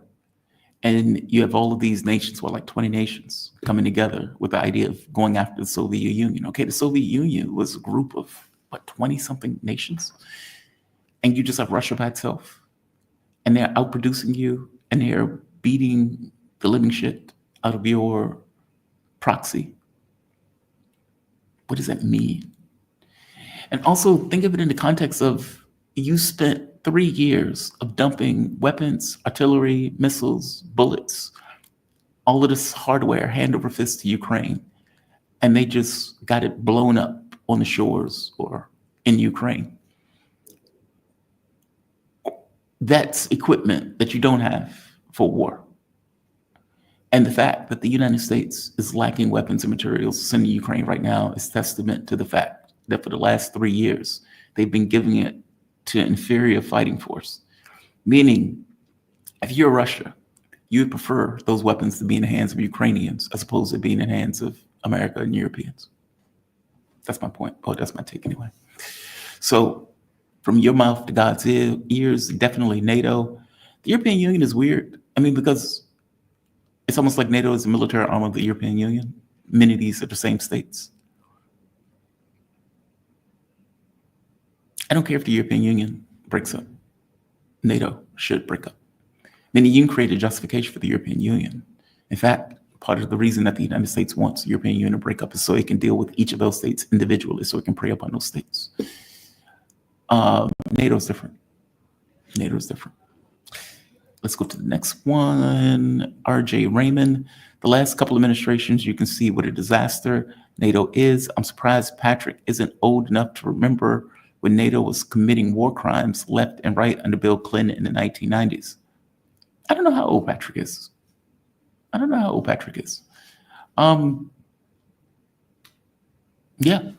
there's nothing to say about that. Yeah. Pink Rose. Jamal, maybe China has a cure for your kidney. I knew somebody was going to bring that up. Jerry Gray was awesome. China leaked the cure for cancer. I know somebody was going to bring that up. Yeah, that's impressive. That is impressive. I saw the diabetes one. I saw the inflatable sales. Some of those I knew about. The kidney thing I didn't know about. But yeah, they don't let that stuff out. Yeah, they don't let that stuff out. But the thing is, Pink Rose, at the point where they are growing kidneys, growing pancreases, growing organs, oh, that shit is out the barn. That's out the barn. And what nobody is going to care about is that X number of people died during a clinical trial. Nobody is going to care about people dying during clinical trials. How many people died during COVID from the vaccine? How many? And, I've made the argument in the audience, you can disagree with me all you want.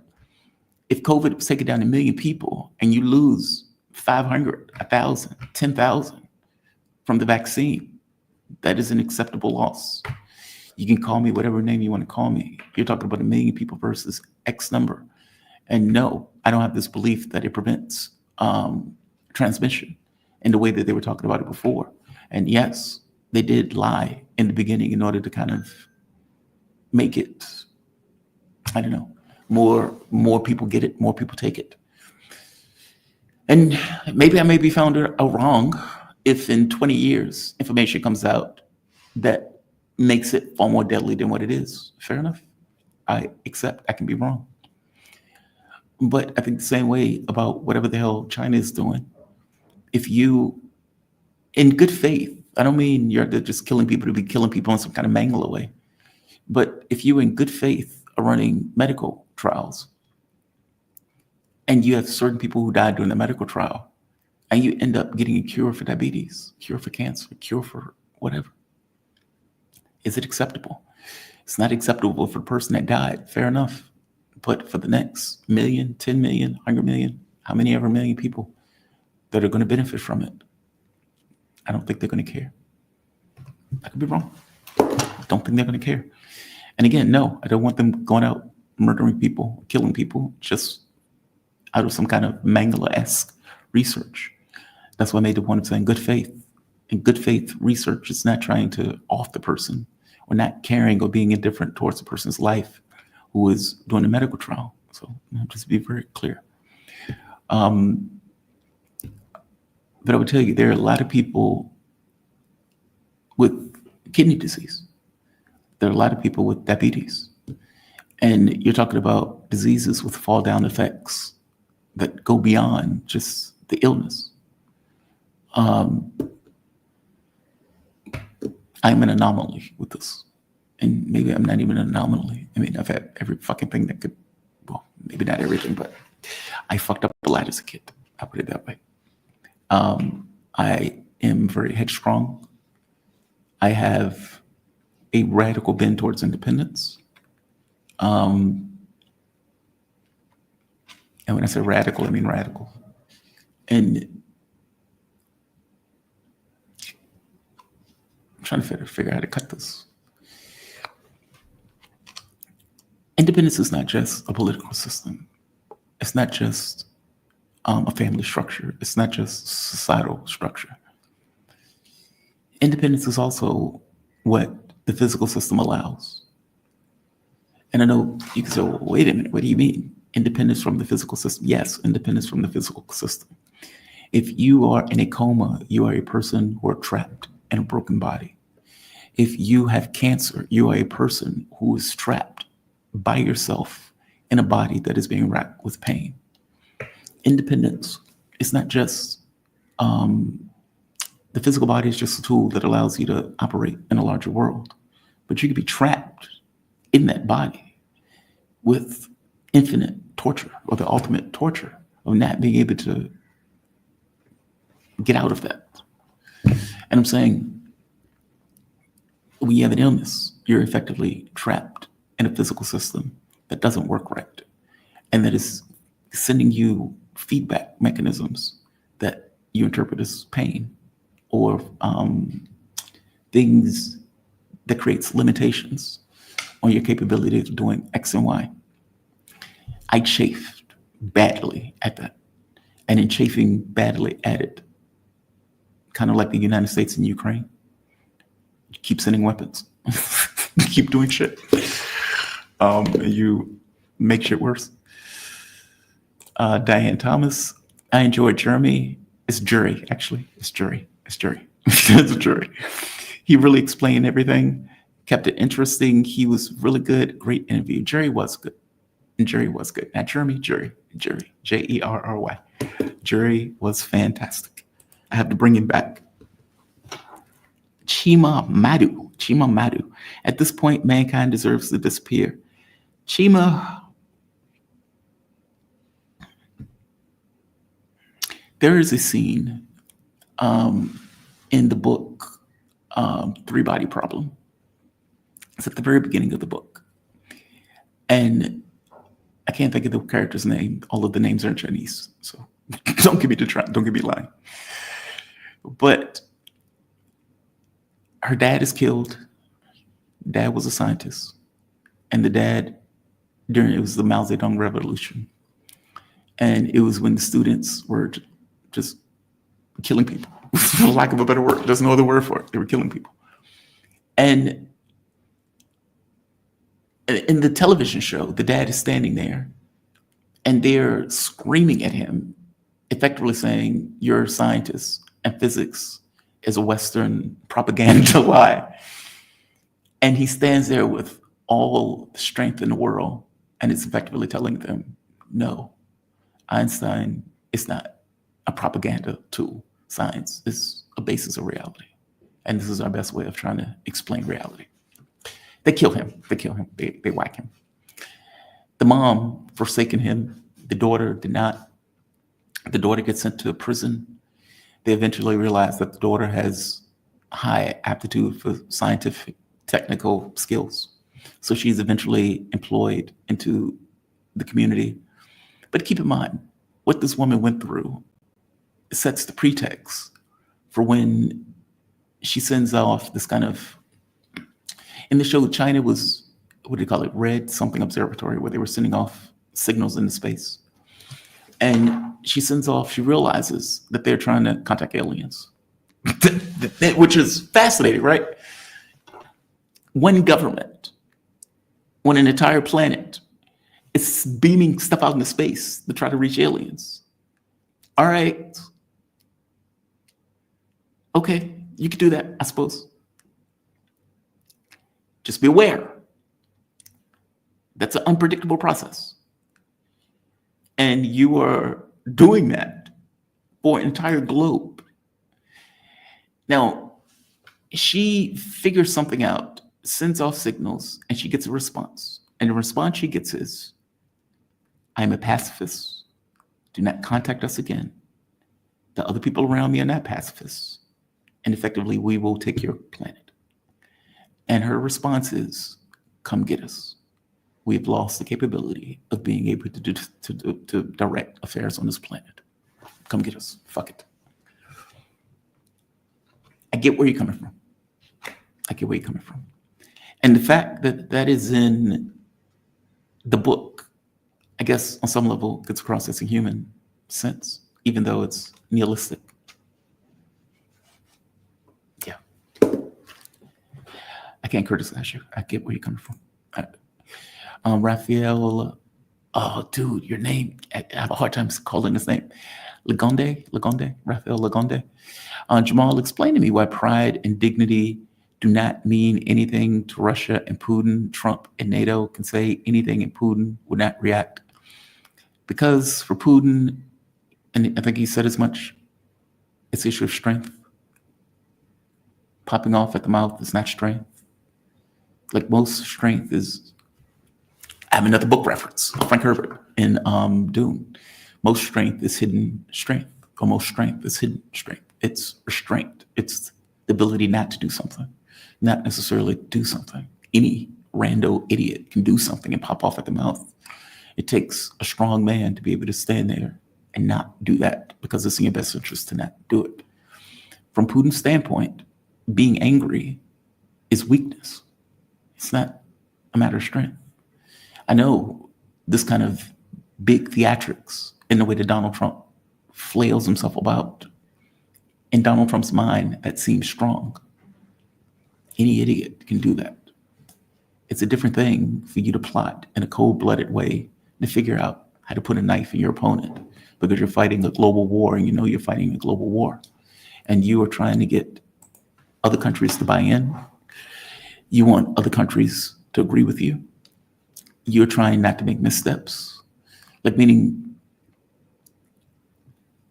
it takes competence, strategy, diplomacy, and military force when necessary. If you've noticed, Russia is beating the shit out of all of NATO on the battlefield. Putin didn't get himself into a larger war with the rest of NATO right off the bat because Russia wasn't ready to do that. Europe is being deindustrialized in this moment. The United States has used some of its best weapons over the course of the last several years to give to Ukraine to get those things blown up in Ukraine. Iran, North Korea, China, BRICS, all of these things are now moving towards dollarization or de-dollarization as a direct result of the way that the U.S. has behaved. Meaning, it's an issue of competence. It's an issue of strength. And I get from an American point of view, don't get me wrong, there are times where a dramatic show of strength is necessary. Invading Ukraine is a dramatic show of strength. He didn't do it willy-nilly. It wasn't random. It wasn't just off the cuff. He did it because it was Russia's interest to do it at that moment. And he probably should have did it earlier, but again, he's more of a diplomat in that sense. I guess my point is, in the answer to your question, Trump is loud and flashy, but he's weak. For all intents and purposes, Donald Trump doesn't entirely have control of his government in one sense. B, he can't even be consistent in regards to strategy. He has no control over himself, over his mouth, over the things that he does. And for all intents and purposes, the decisions that he's making are completely and grotesquely incompetent and will come back to bite and backfire. And they have backfired. If you look at the way that the bond market responded, if you look at the, it's like, oh, I talked to Donald Trump and I come back and I say he's pleasant with me. And then he continues on his course. Yeah, because he has consistent strategy that he's pursuing to the bitter end. And if that strategy needs to change, he would do so. But he's not going to do so in this kind of rambunctious way that would adversely affect the main objective and the main goal. They have a strategy and a goal, and they always keep that in mind when they're going after what they're doing. This flashy stuff they don't care about. There's a difference. There is a big difference. There is a big difference. All right. I'm going to end this because I got to be honest with you. I'm dragging ass today. I'm going to say like. I'm going to say share. I'm going to say subscribe. My college professor could get through key concepts in 1 hour. Oh, good for your college professor. Gary Kovalik, thanks Jamal, great show as always. Faylu's not always a great show. What the day was. I can be honest. Ban James liked and subscribed. Well, thank you, Ban James. I appreciate that. I do appreciate that. Luwak Paul, well, thank you, Luwak Paul. I appreciate it. Bad cookie. See you guys in the chat next. Bad time. What? Bad time? Oh, not bad time. Right.